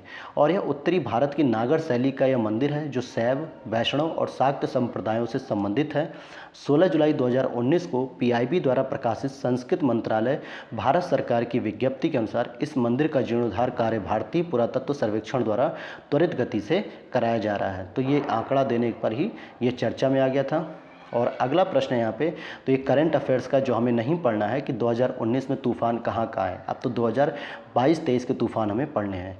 यहाँ पर भी एक करंट अफेयर्स का क्वेश्चन 2019 में अफ्रीकी देश में उच्चायोग, तो यह भी हमारे काम का नहीं है, क्योंकि हम लोग करंट अफेयर्स के क्वेश्चन को 2022-23 को पढ़ेंगे। जैसे नीति आयोग का नवाचार सूचकांक 2019, कोई मतलब नहीं, हमारे किसी काम का नहीं है।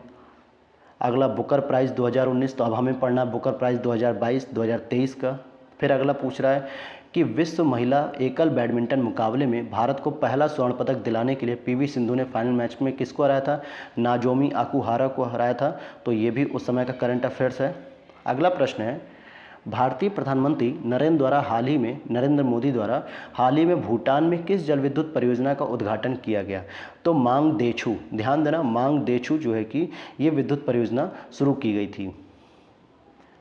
अब यहाँ पर आप पढ़ोगे कि मांगदेछू जो है, ये मांगदेछू नदी पर ट्रोंगसा भूटान में स्थित है। तो ये हमारा यहाँ पर स्थित है। अगला प्रश्न है, निम्नलिखित में से कौन सा एक दुनिया का पहला 100% जैविक राज्य हो गया? तो सिक्किम हो गया दोस्तों, सिक्किम राज्य। लेकिन अगर मैं गांव की बात करूं तो गांव भी एक हुआ है जो करंट अफेयर्स में पूछा जाएगा, दासपारा गांव जो है कि जो त्रिपुरा का है, यह भी जैविक गांव बन चुका है। अगला प्रश्न है, चित्राचार्य उपेंद्र महारथी की पुस्तक वेणु शिल्प का संबंध निम्नलिखित में से किस कला से संबंधित है? तो ये बांस कला से संबंधित है। अगला प्रश्न है, पैरालीट, ये दीपा मलिक 2019 का है। तो दीपा मलिक वैसे तो गोला फेंक खेल से संबंधित हैं। आगे चलते हैं हम लोग करंट अफेयर्स के। देखिए क्वेश्चनों को हमें नहीं करना है 2019 में आयोजन कहाँ हुआ जलवायु कार्रवाई का, तो ये हमें नहीं जानना है। हम लोग करंट अफेयर्स पे फोकस करेंगे तो केवल 2022-23 में। और एक जानकारी और दूं कि मैं जल्दी ही जो यूपी पीसीएस की जो यूपी स्पेशल जो टॉपिक है, जो कि स्टैटिक पोर्शन है कि उत्तर प्रदेश में कौन सी चीज़ें कहाँ कहाँ हैं, इस पे जो घटना चक्र की एक छोटी सी आती है ना दोस्तों, ई दृष्टि की पुस्तक नवत्र के नाम से, मैं उसकी पीडीएफ अभी तैयार हो रही है। तो फिर हम उसे जो है कि क्या करेंगे, आपके सामने प्रस्तुत करेंगे, और ताकि आपका यूपी स्पेशल जो है बेसिक फैक्ट है उसको आपको कवर हो जाना चाहिए, ताकि आपको कहीं भटकने की जरूरत ना पड़े। क्योंकि यूपी स्पेशल से 10 से 12 प्रश्न रखे जाते हैं, तो वो हम चीज़ें समझ लेंगे और वहाँ से तैयार हो जाएगी। बीच में मैं इसी 1-2 दिन में जो है कि 3-4 दिन में उसे बीच में अपलोड कर दूंगा, पढ़ा दूंगा, ताकि आप लोग तैयार कर लीजिएगा उसे। अगला प्रश्न है 70, मानव आहार में पालिश किए हुए चावल का उपयोग करने से कौन सा रोग हो जाता है? तो इसमें हो जाता है बेरी। क्यों हो जाता है? क्योंकि जो विटामिन B1 होता है, जो थायमिन होती है, इसकी कमी हो जाती है। क्योंकि चावल के जो छिलके होते हैं उस पर जब पालिश की जाती है तो वो उतर जाते हैं, और जिसकी वजह से क्या होता है, विटामिन B1 थायमिन की कमी होती है उसमें। क्वेश्चन नंबर 71 है, निम्नलिखित में से कौन सा युग्म सुमेलित नहीं है? तो देखिए vitamin B6, vitamin B2, vitamin A और विटामिन K। तो देखेंगे B6 जो है कि धान के चोकर से संबंधित है, विटामिन A गेहूं के अंकुर तेल से, और विटामिन K अल्फा से। लेकिन विटामिन B2 यहाँ पे सही नहीं माना जाएगा, ये कॉड यकृत तेल से संबंधित नहीं है, बल्कि जो कॉड यकृत तेल है ये विटामिन A के लिए काम करता है, न कि B के लिए। तो ये बात यहाँ पे क्लियर हो गई आपको। तो पढ़ लेते हैं, जो कॉड यकृत तेल है, कॉड मछली के यकृत से व्युत्पन्न एक आहार है। इसमें ओमेगा 3 फैटी एसिड के अतिरिक्त विटामिन A और विटामिन D उपलब्ध होता है। जबकि विटामिन B2 को राइबोफ्लोविन नाम से जानते हैं और यह भोजन से ऊर्जा मुक्त कराने में सहायक होता है। अंडे, हरी सब्जियां, फलियां, दूध इत्यादि इसके प्रमुख स्रोत होते हैं B2 के। अगला प्रश्न है 72। अधिकांश विटामिन मानव शरीर में संश्लेषित नहीं किए जा सकते। ये बात बिल्कुल सही है। मानव अंग केवल अनिवार्य सूक्ष्म पोषकों का ही संश्लेषण करते हैं। यह बात गलत है। यह बात गलत है। तो बिल्कुल सही बात है कि ए तो सही है लेकिन आर गलत है। तो अगले प्रश्न को देख लेते हैं। यहाँ पे पूरा डिटेल दिया हुआ है। जैसे यहाँ पे पढ़ेंगे कि अधिकांश विटामिन मानव शरीर में संश्लेषित नहीं किए जा सकते, इसलिए उन्हें पर्याप्त मात्रा में भोजन द्वारा ही हम ग्रहण कर सकते हैं। जैसे vitamin A, B1, B2, B5, B6, B7, B9, B12 और विटामिन ई और विटामिन के संश्लेषित नहीं किए जा सकते। ये इनके वैज्ञानिक नाम भी हैं, ये आप स्क्रीनशॉट ले लीजिए ताकि आप याद कर सकें।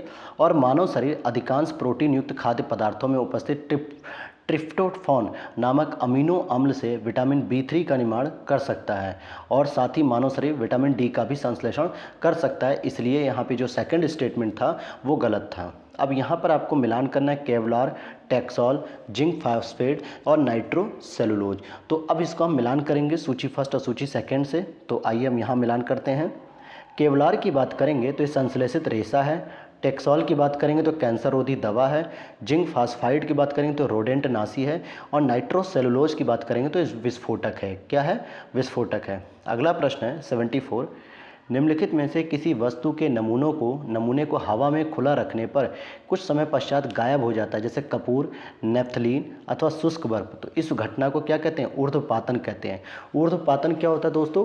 जैसे कि अगर हम किसी ठोस को गर्म करेंगे तो सामान्यतः क्या होती है? द्रव में पिघलेगा, फिर द्रव को गर्म करेंगे तो गैस में पिघलेगा। लेकिन ऊर्ध्वपातन की क्रिया में जब हम किसी ठोस को गर्म करते हैं ना, तो वो डायरेक्टली जो है कि गैस में परिवर्तित हो जाता है, द्रव वाली कंडीशन में पहुँचता ही नहीं है। ठोस को सीधे, जैसे कपूर जलाइए तो कपूर क्या होता है? सीधे गैस यानी कि धुएं में बदल जाता है। आप शुष्क बर्फ को जो है कि गर्म कीजिए, वो सीधे जो है कि क्या होगी? वाष्प में बदल जाएगी। तो ये इसलिए ऊर्ध्वपातन इस क्रिया को कहा जाता है। वह प्रक्रम जिसके द्वारा कोई ठोस पदार्थ बिना तरल अवस्था में आए ही सीधे वाष्प में परिवर्तित हो जाता है, अथवा वाष्प बिना तरल अवस्था में आए सीधे ठोस अवस्था में परिवर्तित हो जाती है, तो उसे ही हम ऊर्ध्वपातन कहते हैं। जैसे कपूर, नेफ्थलीन, शुष्क बर्फ, ये सभी आती हैं इसमें। अगला प्रश्न है प्रकाश ऊर्जा का ऑप्टिकल फाइबर में संचरण निम्नांकित घटना के अनुप्रयोग द्वारा किया जाता है। तो इसको हम कहते हैं टोटल इंटरनल रिफ्लेक्शन यानी TIR अर्थात पूर्ण आंतरिक परावर्तन। इसको जो है कि प्रयोग किया था ऑप्टिकल फाइबर में। अगला प्रश्न है 76। एंजाइमों के संदर्भ में निम्नलिखित में से कौन सा कथन सही है? वे जैव उत्प्रेरक होते हैं। बिल्कुल सही है। वे शरीर में उसी स्थान पर अपना कार्य करते हैं जहां वे उत्पादित होते हैं। बिल्कुल, इसीलिए जो है कि हमारे मुंह के में जो लार होती है, सलाइवा होती है, वहाँ पे एंजाइम निकलता है। पित्ताशय से निकलता है, अग्नाशय से निकलता है, अमाशय से निकलता है, छोटी आंतों से निकलते हैं। तो जगह जगह जो एंजाइम निकलते हैं वो अपने काम को वहीं संपादित करते हैं जहाँ से वो निकलते हैं। इसलिए सी ऑप्शन यहाँ पर सही हो जाएगा। देखिए यहाँ लिखा है कि जो एंजाइम है वो जैव उर्वरक होते हैं या जैव उत्प्रेरक होते हैं जो विशिष्ट जैविक क्रियाओं को अति उच्च दर से संपन्न कराते हैं। एंजाइमों के बिना जैव प्रक्रियाएं अति मंद दर से होती हैं। सामान्यतः एंजाइम उसी स्थान पर कार्य करते हैं जहां वे उत्पन्न होते हैं, जबकि हार्मोन अपने उद्गम स्थान से अलग स्थान पर अपना कार्य संपादित करते हैं। क्वेश्चन नंबर 77 है माँ का दुग्ध नवजात को लगभग संपूर्ण आहार प्रदान करता है, किंतु इसमें निम्नलिखित का अभाव होता है। किसका? लोहे का। इसीलिए जो प्रेग्नेंट महिला होती है या जब उसके बच्चे का जन्म होता है तो उसको सामान्यतः आयरन की गोली दी जाती है सबसे अधिक। क्यों? क्योंकि माँ के शरीर में डिलीवरी के समय या प्रेगनेंसी के समय आयरन की सबसे अधिक कमी होती है। ठीक है, और इसीलिए कहा जाता है कि दूध संपूर्ण आहार तो है लेकिन फिर भी उसमें आयरन की कमी होती है। तो आगे देख लेते हैं क्वेश्चन नंबर हम नेक्स्ट कौन सा है हमारा क्वेश्चन 78। यहाँ पर पूछा जा रहा है निम्नलिखित पदार्थों को उनके पहली बार प्रयोगशाला में संश्लेषण के काल अनुक्रम व्यवस्थित कीजिए। अब पहली बार का मतलब ये किस सन में जो है कि सबसे पहले किए गए थे। तो कभी कभी आयोग के द्वारा कुछ अजीबोगरीब प्रश्न पूछ लिए जाते हैं जिसका सीधा संबंध होता है कि आपको एलिमिनेट करने का यानी कि बाहर करने का रास्ता देखती है आयोग। जो प्रश्न आपको बिल्कुल नहीं पता है, आपने कभी उसके बारे में सुना ही नहीं है, तो आप उस पर ज़बरदस्ती अगर आप उंगली करोगे, ज़बरदस्ती आप एलिमिनेट करके टिक लगाओगे, तो 99% है कि वो क्वेश्चन गलत हो जाएगा और माइनस मार्किंग में आपको नुकसान उठाना पड़ेगा। इसलिए आयोग जानबूझ के कुछ ऐसे प्रश्न रखता है। अब जैसे आपको मेरे हिसाब से केवलार के बारे में कुछ पता ही नहीं होगा कि केवलार क्या होता है, तो आप कूट मिलाते रहिए, मिलेगा ही नहीं जब केवलार के बारे में पता ही नहीं है तो। अब यहाँ पर दे रहा है कि अमेरिका स्थित ड्यूपॉन्ट लेबोरेटरी में वर्ष 1964 में केवलार का संश्लेषण किया गया, वहीं 1985 में जो है कि फुलेरिन का किया गया, ग्राफीन का 2004 में किया गया और जो है कि 2019 में आपका ब्लैक गोल्ड का किया गया। तो ये इस तरीके से बेसिक फैक्ट होते हैं जो कभी पूछ लिए जाते हैं। आप लोगों के लिए एक प्रश्न दे रहा हूँ कि ग्राफीन का जो पार्क स्थापित किया रहा है, ग्राफीन संयंत्र, वो हमारे भारत के किस राज्य में किया जा रहा है, ये आपको बताना है। अगला प्रश्न है बिब्लियोमेट्री किससे संबंधित है? पुस्तकालय नेटवर्क का कार्य, सूचना प्रबंधन या सूचना प्रबंधन उपकरण या पुस्तकालय सेवा। तो सी हो जाएगा, सूचना प्रबंधन का उपकरण है ये। क्वेश्चन नंबर 80 है, निम्नलिखित में से कौन सा एल्बिडो से संबंधित है? तो एल्बिडो क्या करता है? सूर्य के प्रकाश को वापस करने की शक्ति होती है। सूर्य का प्रकाश आया, पृथ्वी ने उसको यूज नहीं किया बल्कि वापस कर दिया, तो उस प्रकाश से क्या हो गया? टेम्परेचर हमारे पृथ्वी का नहीं बढ़ेगा, तो ये एल्बिडो कहलाता है। समझते हैं यहाँ पे क्या कह रहा है कि किसी सतह की परावर्तन क्षमता को एल्बिडो के रूप में जाना जाता है।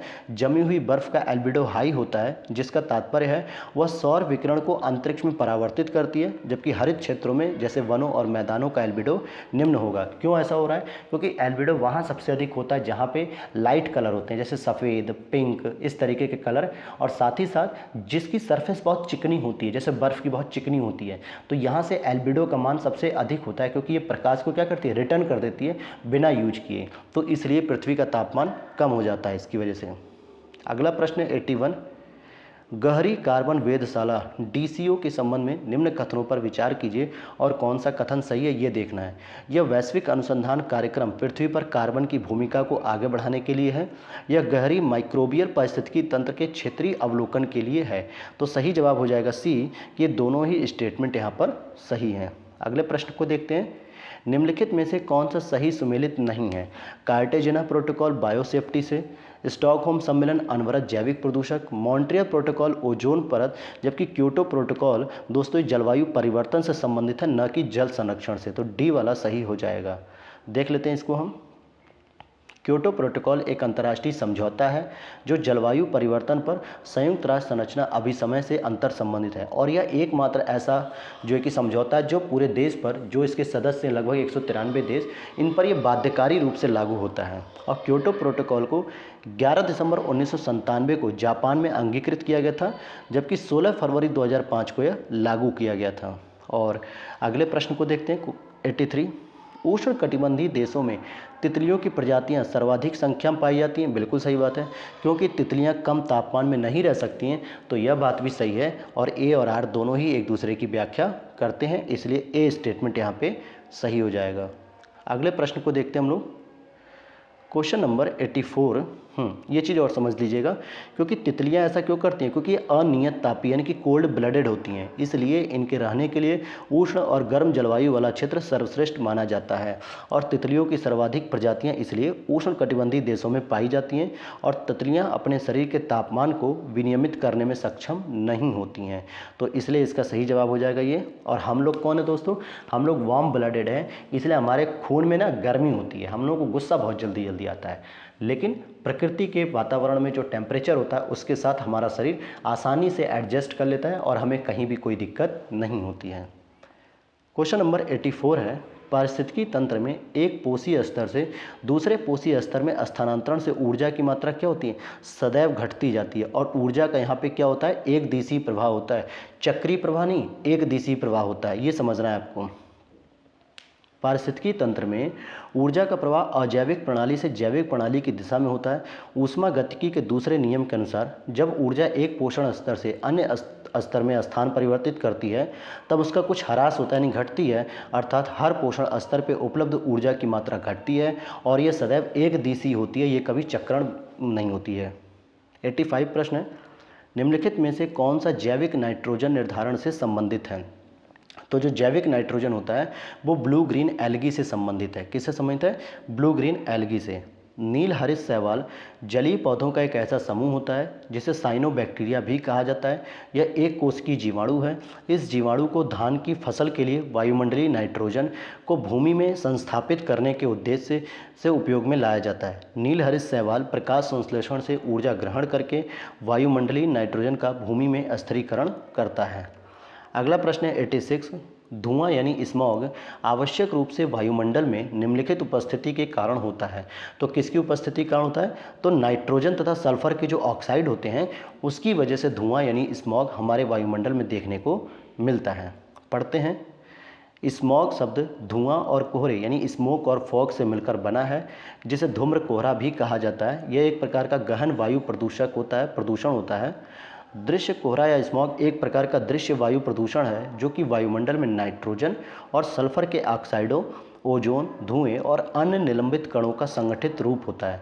मानव जनित स्मॉग कोयला दहन उत्सर्जनों, वाहन उत्सर्जनों, औद्योगिक उत्सर्जन और वनों की आग, कृषि अवशेषों को जलाने और इन उत्सर्जनों की प्रकाश रासायनिक अभिक्रिया के कारण होता है। अगला प्रश्न है 87। निम्नलिखित क्षेत्रों में से किसमें दुर्लभ उपलब्धि के लिए वैश्विक 500 यानी कि ग्लोबल 500 पुरस्कार दिया जाता है? तो पर्यावरण संरक्षण के लिए यह पुरस्कार दिया जाता है, जिसको 1987 में शुरू किया गया था। अगला प्रश्न है श्याम विवर, जिसको हम लोग कहते हैं ब्लैक होल। तो ब्लैक होल क्या होता है? सिमट गया तारा, यानी कि जब तारे की मृत्यु हो जाती है तब उसके केंद्र में द्रव्यमान इतना अधिक होता है कि वो ब्लैक होल कहलाता है। और इसका जो ग्रेविटेशनल फोर्स होता है वो इतना अधिक होता है, ग्रेविटेशनल फोर्स, कि जिसकी वजह से ये हर चीज़ को अपनी तरफ खींच लेता है। तो अगले प्रश्न की ओर देखते हैं हम लोग। क्या कहता है अगला प्रश्न?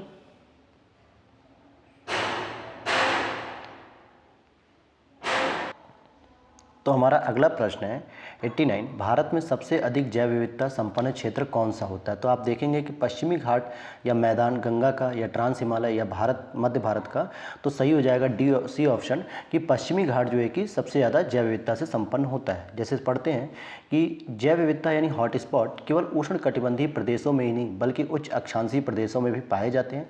भारत में निम्नलिखित 4 जैव विविधता इस हॉट स्पॉट क्षेत्र हैं। कौन कौन से? एक तो पूर्वी हिमालय, दूसरा पश्चिमी घाट, तीसरा म्यांमार भारत की सीमा और चौथा सुंडालैंड।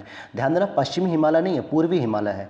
अंडमान एवं निकोबार द्वीप समूह म्यांमार भारत सीमा और सुंडालैंड का ही भाग है। कंजर्वेशन इंटरनेशनल द्वारा जैव विविधता से संबंधित प्रखर स्थलों यानी हॉट स्पॉट की जो जारी अद्यतन सूची में विश्व के 36 स्थल जो है कि सूचीबद्ध हैं, और जिसमें भारत के पश्चिमी घाट सहित श्रीलंका तथा पूर्वी हिमालय क्षेत्र का भी नाम उल्लेखित है।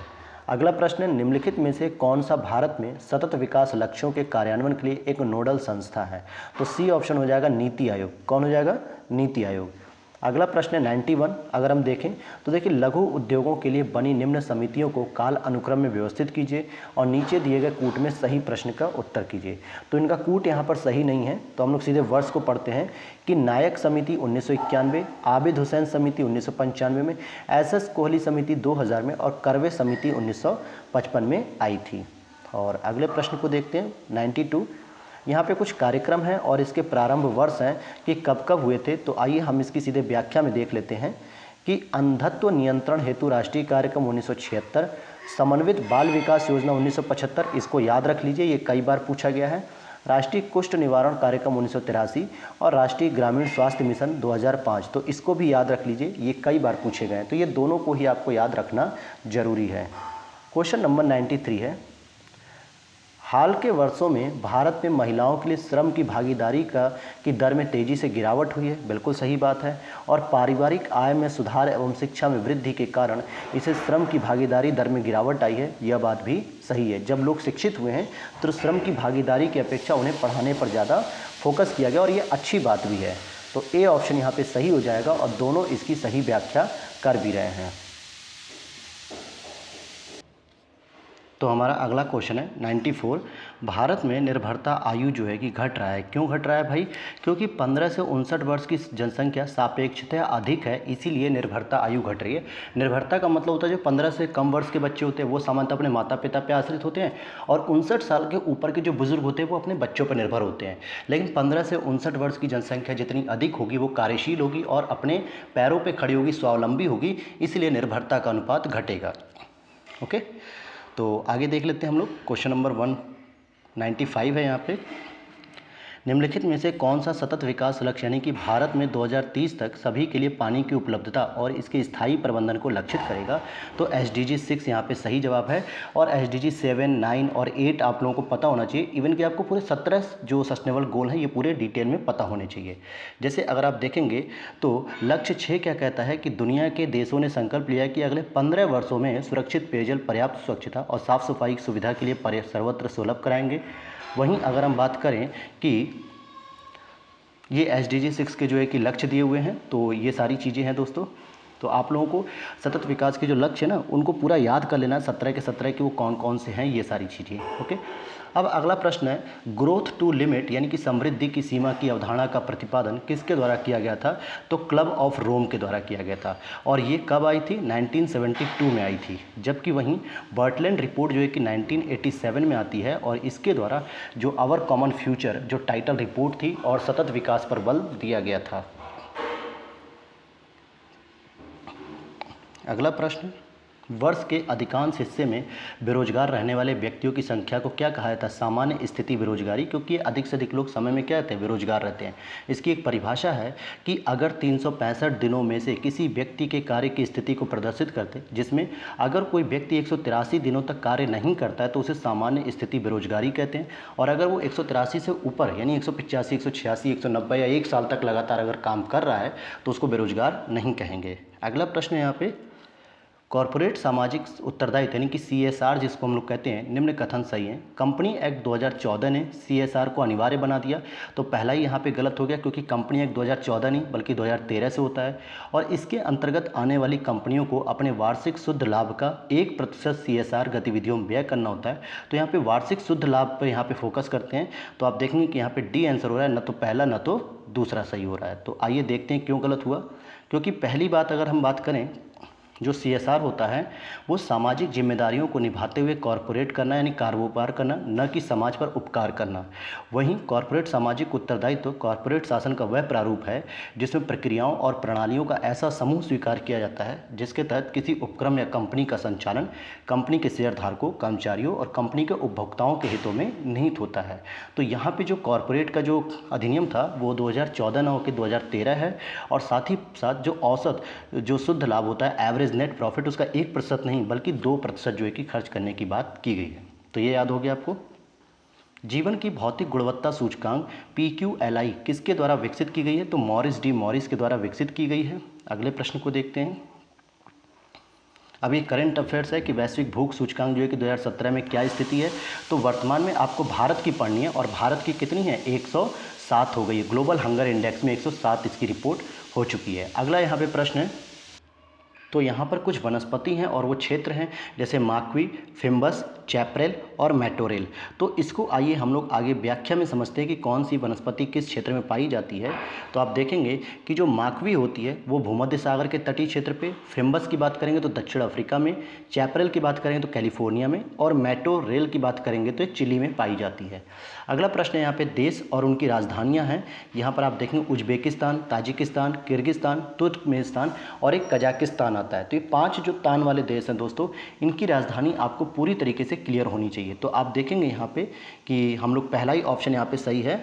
तो उज्बेकिस्तान की बात करेंगे तो ताशकंद, ताजिकिस्तान की दुशांबे, किर्गिस्तान की बिश्केक, तुर्कमेनिस्तान की अशबागत। और अब दोबारा जो है कि जो कजाकिस्तान था जिसने अपनी राजधानी क्या की थी? नूर सुल्तान की थी, उससे हटा के फिर से अस्ताना कर दिए। क्या कर दिए? अस्ताना। तो कजाकिस्तान की राजधानी भी आपको याद रहनी चाहिए। ये 5 मध्य एशियाई देश हैं जिनकी राजधानी अक्सर पूछा जाता है। अगला प्रश्न है यहाँ पे प्राकृतिक वनस्पति और उसके क्षेत्र। जैसे अगर आप बात करोगे बबूल की, तो बबूल सामान्यतः क्या होते हैं? ये आपको कटीले वृक्षों के रूप में मिलते हैं। देवदार की बात करेंगे तो ये आपको जो है कि भूमध्य सागरी यूँ कहें कि जो ये शंकुधारी वनस्पति में आते हैं। तो ये सारी वनस्पतियों से भी प्रश्न पूछ लिए जाते हैं, तो आपको याद रहना चाहिए हमेशा। जैसे अधिजीवी वनस्पति क्या होते हैं? एपिफाइट जिसे कहते हैं भूमध्य रेखी, बबूल सहारा में आता है, बायोआब जो बायोबाब होता है सवाना में, और देवदार जो है कि भूमध्य सागरी में आते हैं। फिर यहाँ पे जनजातियाँ हैं और पूछा जा रहा है निम्नलिखित में से कौन सा सही सुमेलित नहीं है। तो देखेंगे आप, पिग्मी कांगो बेसिन में मिलेगा, अंगामी नागालैंड, अंगामी और रेगमा ये दोनों ही नागालैंड में है, एनु जनजाति जापान में, किर्गिज सूडान में नहीं है दोस्तों, किर्गिज जो है कि सूडान में नहीं है, ये ऑप्शन इसका डी हो जाएगा। क्योंकि किर्गिज कहाँ मिलेगी आपको, ये मिलेगी मध्य एशिया में। जो तान वाले देश मैंने बताया ना आपको, किर्गिस्तान, ताजिकिस्तान, इनमें जो है कि पाई जाती है, न कि सूडान में। और अगला प्रश्न है 105, हिंद महासागर कई बड़ी शक्तियों का सैन्य अड्डा बन गया। बिल्कुल, क्योंकि यहाँ पे यूनाइटेड किंगडम, फ्रांस, रसिया, चाइना, अमेरिका, भारत, इन सभी के यहाँ पे सैनिक अड्डे हैं। और हिंद महासागर के निकटवर्ती देशों को बहुत भौगोलिक राजनीतिक लाभ हैं, जैसे मालदीव हो गया, श्रीलंका हो गया, ये छोटे छोटे देश भी इनके लिए क्या होते हैं, एक बहुत बफर स्टेट के रूप में काम करते हैं। तो इसका ए स्टेटमेंट हो जाएगा, क्योंकि दोनों ही सही हैं और एक दूसरे की व्याख्या भी कर रहे हैं। तो ये पूरा डिटेल दिया हुआ है। और अगले प्रश्न को देखते हैं, क्वेश्चन नंबर 106। यहाँ पे पूछा जा रहा है, क्वेश्चन नंबर 106 है, मध्य भारत में स्थित पहाड़ियों का पश्चिम से पूर्व में निम्नलिखित में से कौन सा एक सही क्रम है।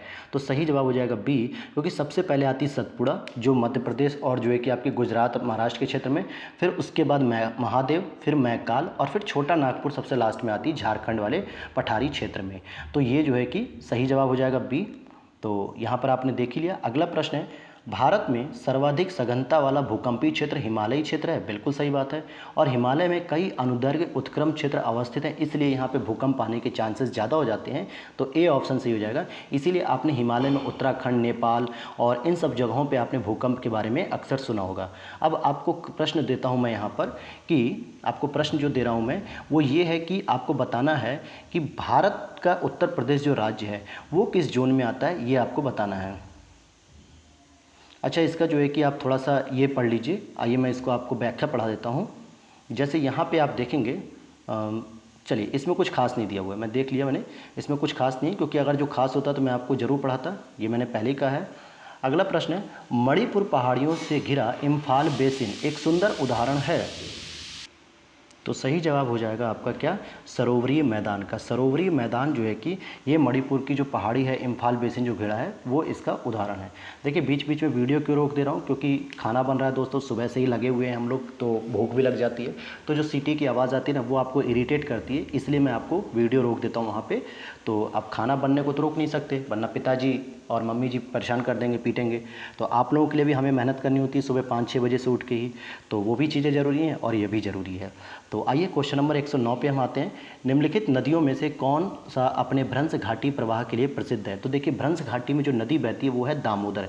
वैसे तो आप देखोगे जो है कि पश्चिमी घाट की तरफ काफ़ी नदियाँ बहती हैं, लेकिन पूर्वी घाट में दामोदर जो कि पश्चिम बंगाल में बहती है, और ये अपने भ्रंश घाटी में बहती है। और अगला प्रश्न है 110। तो अगला प्रश्न है आपका, निम्नलिखित प्राकृतिक प्रदेशों में से किसे बड़े शिकारों की भूमि के नाम से जाना जाता है। तो उष्ण कटिबंधीय सवाना प्रदेश। ऐसा क्यों, क्योंकि यहाँ पे बहुत बड़े बड़े जो है कि जानवर वगैरह और वनस्पति, जीव जंतु मिलते हैं, इसलिए यहाँ पे शिकार ज़्यादातर होता है, और प्रत्येक वर्ष हज़ारों बड़े जानवरों का यहाँ पे शिकार भी होता है, इसलिए यहाँ पर जो है कि इसे बड़े शिकारों की भूमि कहते हैं। अगला प्रश्न है यहाँ पे 111 है, हिमालय पर्वत श्रेणी के संबंध में निम्नलिखित में से कौन सा कथन सही है। तो आप देखेंगे मुख्य हिमालय की परतदार चट्टानें जीवाश्महीन हैं, तो ये गलत है, क्योंकि परतदार चट्टानों में जीवाश्मिक जो है कि घटक मिलते हैं, ह्यूमस की मात्रा भी मिलती है, तो पहला तो गलत हो गया। लघु हिमालय की परतदार चट्टानों में समुद्री जीव जंतुओं के जीवाश्म मिलते हैं, बिल्कुल बात सही है, तो दूसरा सही हो जाएगा। और बाह्य हिमालय की शिवालिक हिमालय में मानव सभ्यता के अवशेष मिलते हैं, यह भी सही हो जाएगा, क्योंकि यहाँ पर अवशेष हमें देखने को मिले हैं, तो दूसरा और तीसरा सही है। तो यहाँ आप कूट देखेंगे तो बी आंसर भी सही हो जाएगा, क्योंकि दूसरा और तीसरा सही है। जबकि परतदार हिमालय की जो चट्टानें हैं उसमें अवशेषहीन मतलब जीवाश्महीन है, ये गलत बात है, क्योंकि इसमें जीवाश्म मिलते हैं, जंतु जीवाश्म। और अगला बात हम देखते हैं, प्रश्न नंबर 112। अकबर ने शेरशाह की तरह राज्य के सिक्कों के प्रचलन को नियमित करने का प्रयास किया था, बिल्कुल सही है।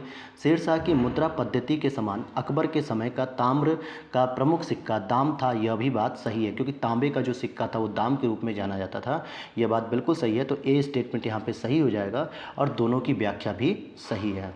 तो अगले प्रश्न को यहाँ पे डिटेल पहले इसको कर लेते हैं कि अकबर ने शेरशाह की तरह राज्य के सिक्कों के प्रचलन को नियमित करने का प्रयास किया। इसके परिणामस्वरूप अकबर उसके उत्तराधिकारियों के शासनकाल के दौरान मुगल साम्राज्य में व्यापारिक कारोबार हेतु मुख्यतः स्वर्ण मुद्रे, मुहरे, चांदी के रुपये और तांबे के दाम के रूप में मानक सिक्कों का प्रचलन प्रसार किया गया था। हालांकि 1 रुपये बराबर 40 दाम होते थे, जो कि इम्पॉर्टेंट है। और अगला प्रश्न यहाँ पे देखते हैं हम लोग, क्वेश्चन नंबर 112।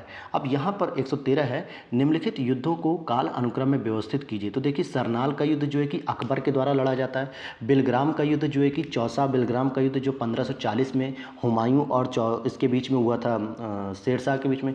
धर्मत का युद्ध जो था, धर्मत का युद्ध भी आपके औरंगजेब और दारा सिकोह के बीच में हुआ था। और जजाऊ का युद्ध जब औरंगजेब की मृत्यु हो गई थी तो इसके बाद उत्तराधिकार को लेके हो रही थी। तो ये चारों ही क्रम आपको लगाने हैं। तो मैंने युद्ध तो बता दिए, अब इसको आप देखेंगे कि वैसे तो स्टेटमेंट क्या हो जाएगा, सही ए हो रहा है कि पहले सेकंड, फर्स्ट, थर्ड, फोर्थ, लेकिन हम लोग इसको व्याख्या के साथ समझते हैं तो आपको और क्लियर हो जाएगा।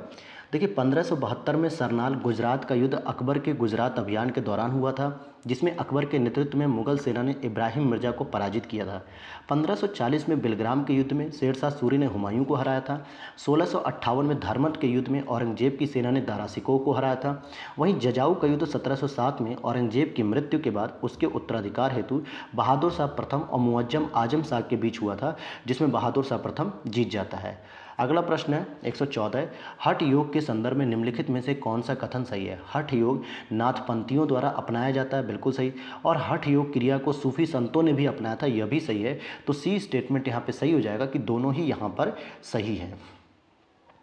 अब अगले चलते हैं हम लोग, क्वेश्चन नंबर हम 115 देखते हैं। निम्नलिखित में से कौन सी एक विशिष्टता एकता व्यवस्था की नहीं है। एकता एक राजस्व एकत्रित करने की व्यवस्था थी, बिल्कुल सही है। सियासतनामा एकता व्यवस्था की जानकारी देता है, यह भी सही है। और इसे जो सियासतनामा को लिखने का जो काम किया था वो बुल्क तुशी ने किया था। एकता ने से एकत्रित राजस्व सीधा सुल्तान के खाते में जाती थी, बिल्कुल नहीं, ये बल्कि सुल्तान के खाते में नहीं बल्कि राजस्व कोष में जाता था। और मुक्ति को एकता से एकत्रित राजस्व से सैनिक रखने पड़ते थे, यह भी बात सही है। तो सी स्टेटमेंट यहाँ पे गलत हो जाएगा। ओके, तो आगे देख लेते हैं।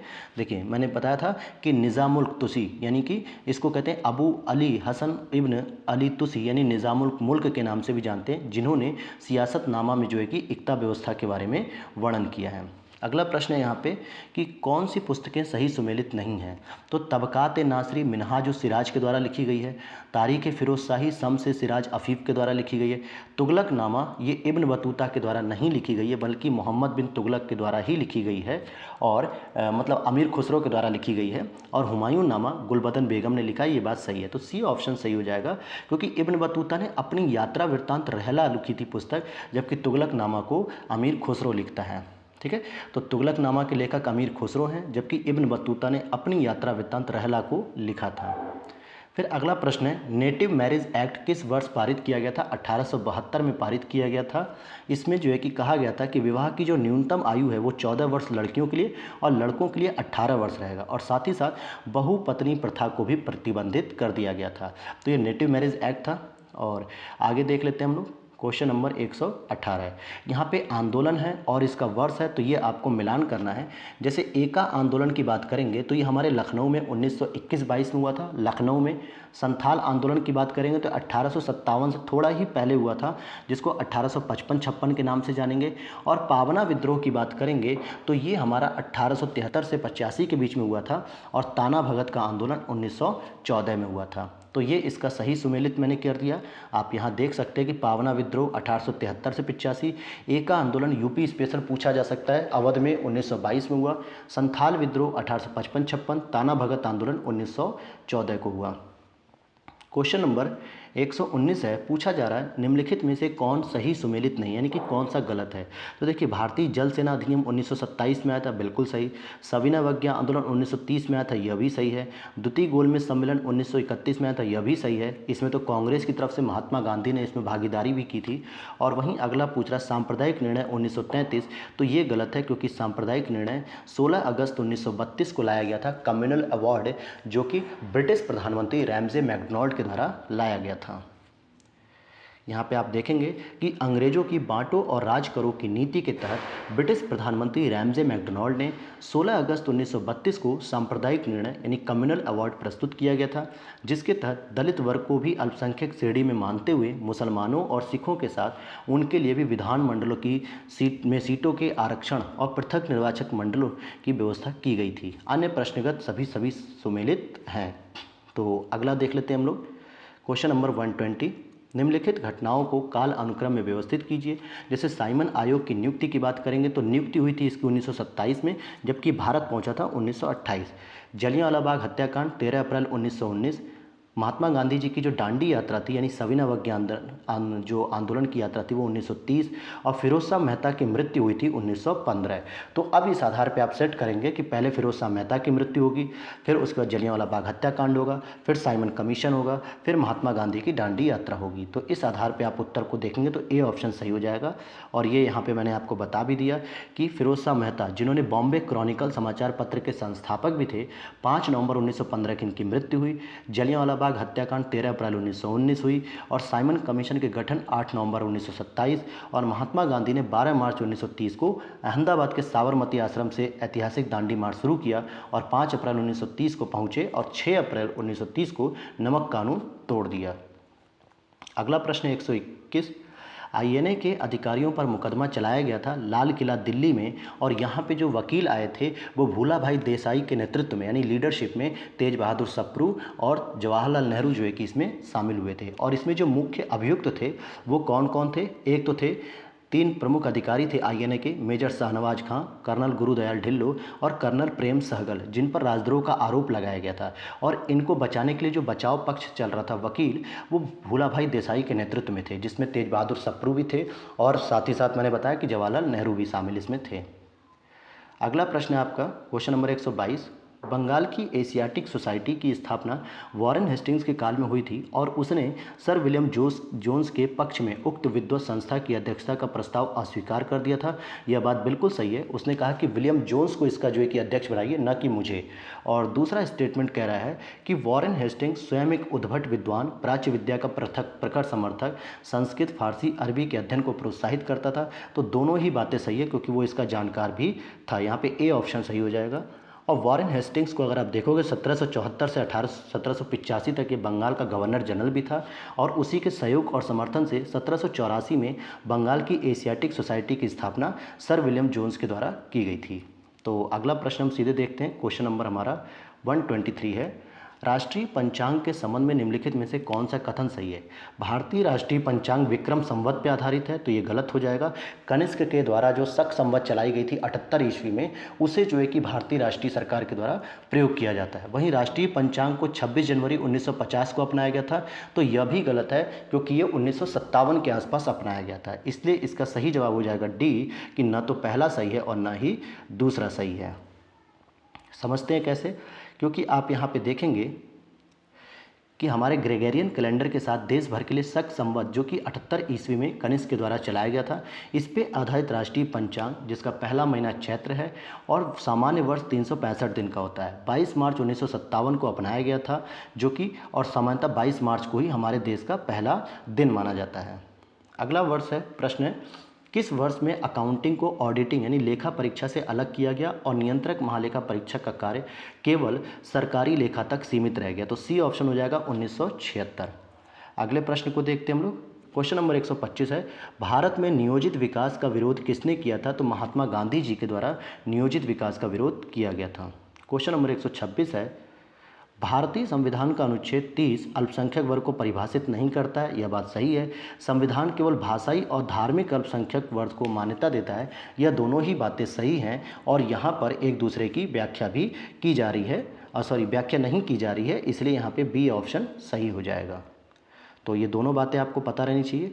और अगले प्रश्न की ओर आते हैं 127।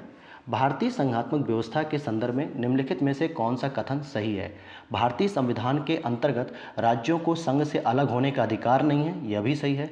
अलग होने की मात्र वकालत करने पर अभिव्यक्ति की स्वतंत्रता की सुरक्षा मिलेगी? बिल्कुल नहीं, आपकी अभिव्यक्ति की स्वतंत्रता को प्रतिबंधित कर दिया जाएगा, सीमित कर दिया जाएगा, इसलिए केवल एक ऑप्शन सही है। क्वेश्चन नंबर 128 देखते हैं। निम्नलिखित में से कौन सा सही सुमेलित नहीं है? सार्वजनिक स्वास्थ्य एवं स्वच्छता की बात राज्य सूची में सही है। जनगणना संघ सूची, यह भी सही है।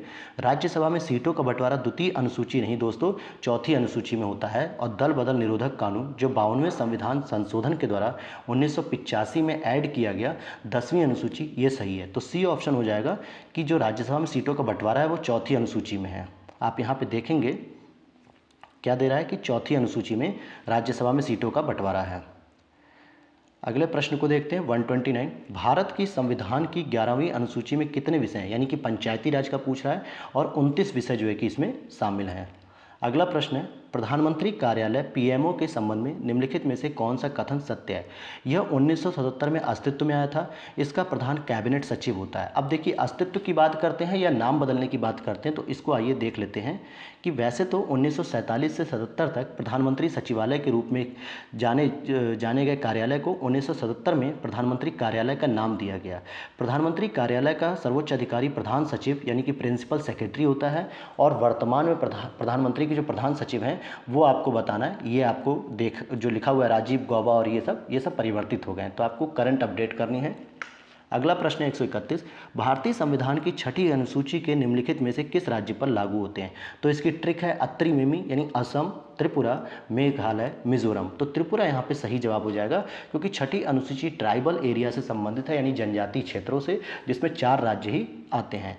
और इन राज्यों के पास एक शक्ति होती है कि छठी अनुसूची इन राज्यों में स्वायत्त जिला परिषद यानी कि एडीसी, ऑटोनॉमस डिस्ट्रिक्ट काउंसिल की स्थापना की अनुमति प्रदान करती है।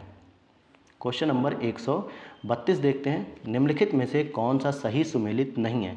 तो बंदी प्रत्यक्षीकरण टू हैव द बॉडी सही है, परमादेश बी कमांड यह भी सही है, प्रतिषेध टू बी सर्टिफाइड ये गलत है, क्योंकि इसके लिए जो है कि ये टू बी सर्टिफाइड जो होता है उत्प्रेक्षा के लिए वर्ड यूज होता है, न कि प्रतिषेध के लिए। और अधिकार परीक्षा बाई व्हाट अथॉरिटी ये सही है, तो सी ऑप्शन यहाँ पे सही हो जाएगा, क्योंकि ये सुमेलित नहीं है। अगला प्रश्न है, धन विधेयक भारत के संविधान में किस अनुच्छेद में परिभाषित किया गया। तो परिभाषित की बात करेंगे तो अनुच्छेद 110 में परिभाषित किया गया है, और इस पे जो है कि लोकसभा ही अपने हस्ताक्षर के माध्यम से इसे धन विधेयक घोषित कर सकता है, बाकी इसे और कोई नहीं घोषित कर सकता। लेकिन लोकसभा में पारित होने के बाद राज्यसभा के पास केवल और केवल 14 दिन का समय होता है कि वो उसे अपने पास रखे और उसे सुरक्षित करके उसे जो भी करना है करे, लेकिन 14 दिन बाद यह विधेयक पास कर लिया जाता है। अगला प्रश्न है 134। यहाँ पर देखिए करंट अफेयर्स है कि 2019 में जो बात थी, वैसे तो मोतिहारी आमलेखगंज इसका सही उत्तर हो जाएगा, कि जो सीमा पार यानी कि नेपाल और जो है कि भारत, इन दोनों के बीच में तेल पाइपलाइन के लिए 2 शहरों को जोड़ा गया है। तो अगले प्रश्न को देखते हैं, क्वेश्चन नंबर 135। अब ये भी देखिए करंट अफेयर्स है, 43वां सत्र जयपुर को विश्व धरोहर स्थल घोषित करता है, तो कहाँ पे आयोजित हुआ था, तो आप लोगों को वर्तमान में देखना है। आईएमएफ के नवनियुक्त प्रबंध, ये भी करंट अफेयर्स है। 2019 के प्रतिभाशाली बच्चों को लिए, तो ये भी इम्पॉर्टेंट नहीं है। आइए क्वेश्चन नंबर 38, तो ये भी देखेंगे कि आप करंट अफेयर्स ही है कि Thomas cook, Greta Thunberg, Usha Kiran, carry claim, तो ये सब आप लोगों को उसी समय के करंट अफेयर्स से मतलब नहीं होना चाहिए, वर्तमान को आपको देखना है। क्वेश्चन नंबर 139, 2019 का अर्थशास्त्र का नोबेल पुरस्कार छोड़िए, 2022 का देखिए किसे मिला है। सितंबर 2019 में जल शक्ति मंत्रालय, यह भी छोड़िए। अच्छा, इसको कर लेते हैं। सितंबर 2019 में जल शक्ति मंत्रालय द्वारा प्रारंभ की गई ग्रामीण स्वच्छता रणनीति निम्न में से किस अवधि से संबंधित है। तो 2019 से 29 तक, ये 10 वर्ष के लिए जो है कि बनाई गई है, ये इंपॉर्टेंट है, 2019 से 2029 तक। अब अगला प्रश्न है, भारतीय भाषाओं का केंद्रीय संस्थान निम्नलिखित में से किस स्थान पर अवस्थित है। तो मैसूर में अवस्थित है। भारतीय भाषा संस्थान central institute of Indian languages Mysore में स्थित है, और 2019 में यह संस्थान अपनी स्वर्ण जयंती मना रहा है। क्यों? क्योंकि इसकी स्थापना 1969 में की गई थी। अगला प्रश्न, भारत द्वारा भूमि क्षरण तटस्थता प्राप्त करने का जो लक्ष्य रखा गया है वो 2030 तक है कि हम भूमि के कटाव को रोकेंगे, और ये COP 14 में जो है कि टारगेट सेट किया गया कि 2030 तक भूमि क्षरण तटस्थता का लक्ष्य निर्धारित किया गया है। अगला प्रश्न, चंद्रयान 2 जो कि बहुत पुराना प्रश्न हो गया है कि चंद्रयान 2 को प्रक्षेपित करने के लिए कौन सा जो है कि जियो सिंक्रोनस उपग्रह प्रक्षेपण यान का उपयोग किया गया था। तो GSLV MK3M1 ये इसका सही जवाब हो जाएगा। अगला प्रश्न है, भारत के सबसे बड़े चरखे के संदर्भ में कौन सा कथन सही है। इसका उद्घाटन नोएडा में हुआ, और इसका उपयोग किए हुए प्लास्टिक कचरे से बना है, जो है कि किए हुए प्लास्टिक जो कचरा था, तो ये बिल्कुल सही है, और इसका उद्घाटन श्रीमती स्मृति ईरानी जी के द्वारा किया गया था 2020 में, मतलब 2019 में, तो इसलिए ये सही हो जाएंगे दोनों ही स्टेटमेंट। और ये यूपी स्पेशल था, इसलिए मैंने इसको पढ़ाया आपको, क्योंकि महात्मा गांधी के 150वीं जयंती के पूर्व संध्या पर नोएडा में प्लास्टिक कचरे से निर्मित सबसे बड़े चरखे का लोकार्पण किया गया था। अगला प्रश्न है, निम्नलिखित में से किस जीव का रक्त सफ़ेद होता है? तो तिलचट्टा का होता है, क्योंकि इसके अंदर हीमोग्लोबिन नहीं पाया जाता है, इसीलिए खून का रंग लाल नहीं होता है। क्योंकि ऑक्सीजन के लिए हीमोग्लोबिन का प्रयोग न करने के कारण तिलचट्टे के खून का रंग लाल नहीं बल्कि रंगहीन होता है। आगे देख लेते हैं। कॉकरोच के रक्त द्वारा ऑक्सीजन का परिवहन नहीं किया जाता है और इसका रंग भी लाल नहीं होता है, क्योंकि इसमें हीमोग्लोबिन उपस्थित नहीं होता है और कॉकरोच के शरीर के प्रत्येक खंड में स्थित ट्यूब्स की एक प्रणाली के माध्यम से कोशिकाओं तक सीधे ऑक्सीजन पहुंचती है। अगला प्रश्न है, नाइट्रोजन स्थिरीकरण जीवाणु किस पौधे की जड़ के साथ संयोजन करते हैं? तो सामान्यतः दलहनी फसलों के साथ होते हैं, जिसमें राइजोबियम जैसे जीवाणु होते हैं। तो पढ़ते हैं, नाइट्रोजन स्थिरीकरण जीवाणु दलहनी फसलों की जड़ों के साथ सहजीवी संयोजन करते हैं और ये वायुमंडलीय नाइट्रोजन का स्थिरीकरण कर उसे अमोनिया में बदलते हैं। किस में बदलते हैं? अमोनिया में, जो कि अमोनियम आयनों के रूप में नाइट्रीकरण जीवाणुओं द्वारा ग्रहण कर नाइट्राइट एवं फिर नाइट्रेट आयनों में परिवर्तित कर दी जाती है, जिसे मृदा के माध्यम से पादप ग्रहण करते हैं। तो आपको ये बात समझनी है कि नाइट्रोजन को पौधे डायरेक्ट नहीं ग्रहण करते, बल्कि उसको नाइट्रेट और नाइट्राइट की फॉर्म में कन्वर्ट करके ग्रहण करते हैं। अगला प्रश्न है 147 कि जब किसी साबुन के बुलबुले को आवेशित किया जाता है तो निम्न में से क्या होता है? तो उसकी त्रिज्या बढ़ जाती है। जब आप नहाते हैं साबुन से तो वहाँ पे एक छोटा सा जो रंगीन कलर का जो गुब्बारा टाइप का बन जाता है, बुलबुला टाइप का, तो उसी की बात हो रही है, तो ये त्रिज्या बढ़ जाती है। अगला प्रश्न है यहाँ पे, निम्नलिखित में से कौन सही सुमेलित नहीं है? तो ऑक्सीटोसिन एक हार्मोन है, एस्पर्टम एक संश्लेषित मधुरक है, नियोप्रीन एक विशिष्ट रबड़ है और रेयॉन जो है कि रूपांतरित स्टार्च नहीं है। तो डी ऑप्शन यहाँ पे सही हो जाएगा, क्योंकि बाकी सभी तो प्राकृतिक स्रोतों यथा वृक्ष और कृषि उत्पादों से प्राप्त किए जाते हैं, जबकि रेयॉन जो है कि विनिर्मित फाइबर है और यह रूपांतरित स्टार्च नहीं है। अगला प्रश्न है, निम्नलिखित में से कौन सा पदार्थ प्रोटीन नहीं है? तो प्रोटीन कौन सा नहीं है भाई? तो कपास, क्योंकि कपास क्या है? सेलुलोज का बना होता है। किसका बना होता है? सेलुलोज का। और पृथ्वी पे सबसे अधिक मात्रा सेलुलोज की ही होती है, क्योंकि प्राकृतिक वनस्पतियों की जो मात्रा है वो सबसे अधिक पाई जाती है। तो देख लेते हैं यहाँ पे, कपास एक मुलायम रोएदार स्टेपल रेशा है जो कपास के पौधे के बीजों के चारों ओर एक संरक्षण आवरण में विकसित होता है। यह लगभग पूरी तरह से सेलुलोज का बना होता है, जिसमें केस, बाल, लता और ये खुर वगैरह जो होते हैं हमारे हाथों में, गायों के पैर में, तो इसमें प्रोटीन पाया जाता है। और ये हमारा अगला और आखिरी प्रश्न है, थर्मस फ्लास्क में लंबे समय तक तरल गर्म या ठंडा रहता है, क्योंकि ऊष्मा की कोई हानि अथवा प्राप्ति नहीं होती है। क्यों? क्योंकि संचालन और संवहन और विकिरण यहाँ पे दोनों ही मेथड काम करते हैं, इसलिए ए और बी सही हो जाएगा। थर्मोफ्लास्क में दो परतों के बीच वैक्यूम होने के कारण संचालन, संवहन और विकिरण की क्रिया से ऊष्मा की हानि अथवा प्राप्ति नहीं होती है, इसलिए यहाँ पे ये सही है। तो अब हम लोग अगला प्रश्न करेंगे दोस्तों, जो है कि कल की क्लास में 2018 के प्रीलिम्स, और यहाँ से हम लोग जो है कि सेगमेंट वाइज करेंगे, जो और ईजी हो जाएगा कि पहले हिस्ट्री के सारे क्वेश्चन, फिर उसके बाद पॉलिटी के सारे क्वेश्चन, फिर ज्योग्राफी के सारे क्वेश्चन, तो आपको समझना और भी आसान हो जाएगा। और ये 28 अक्टूबर 2018 को पेपर हुआ था। तो मिलते हैं नेक्स्ट वीडियो में, नेक्स्ट क्लास में। Thanks for watching.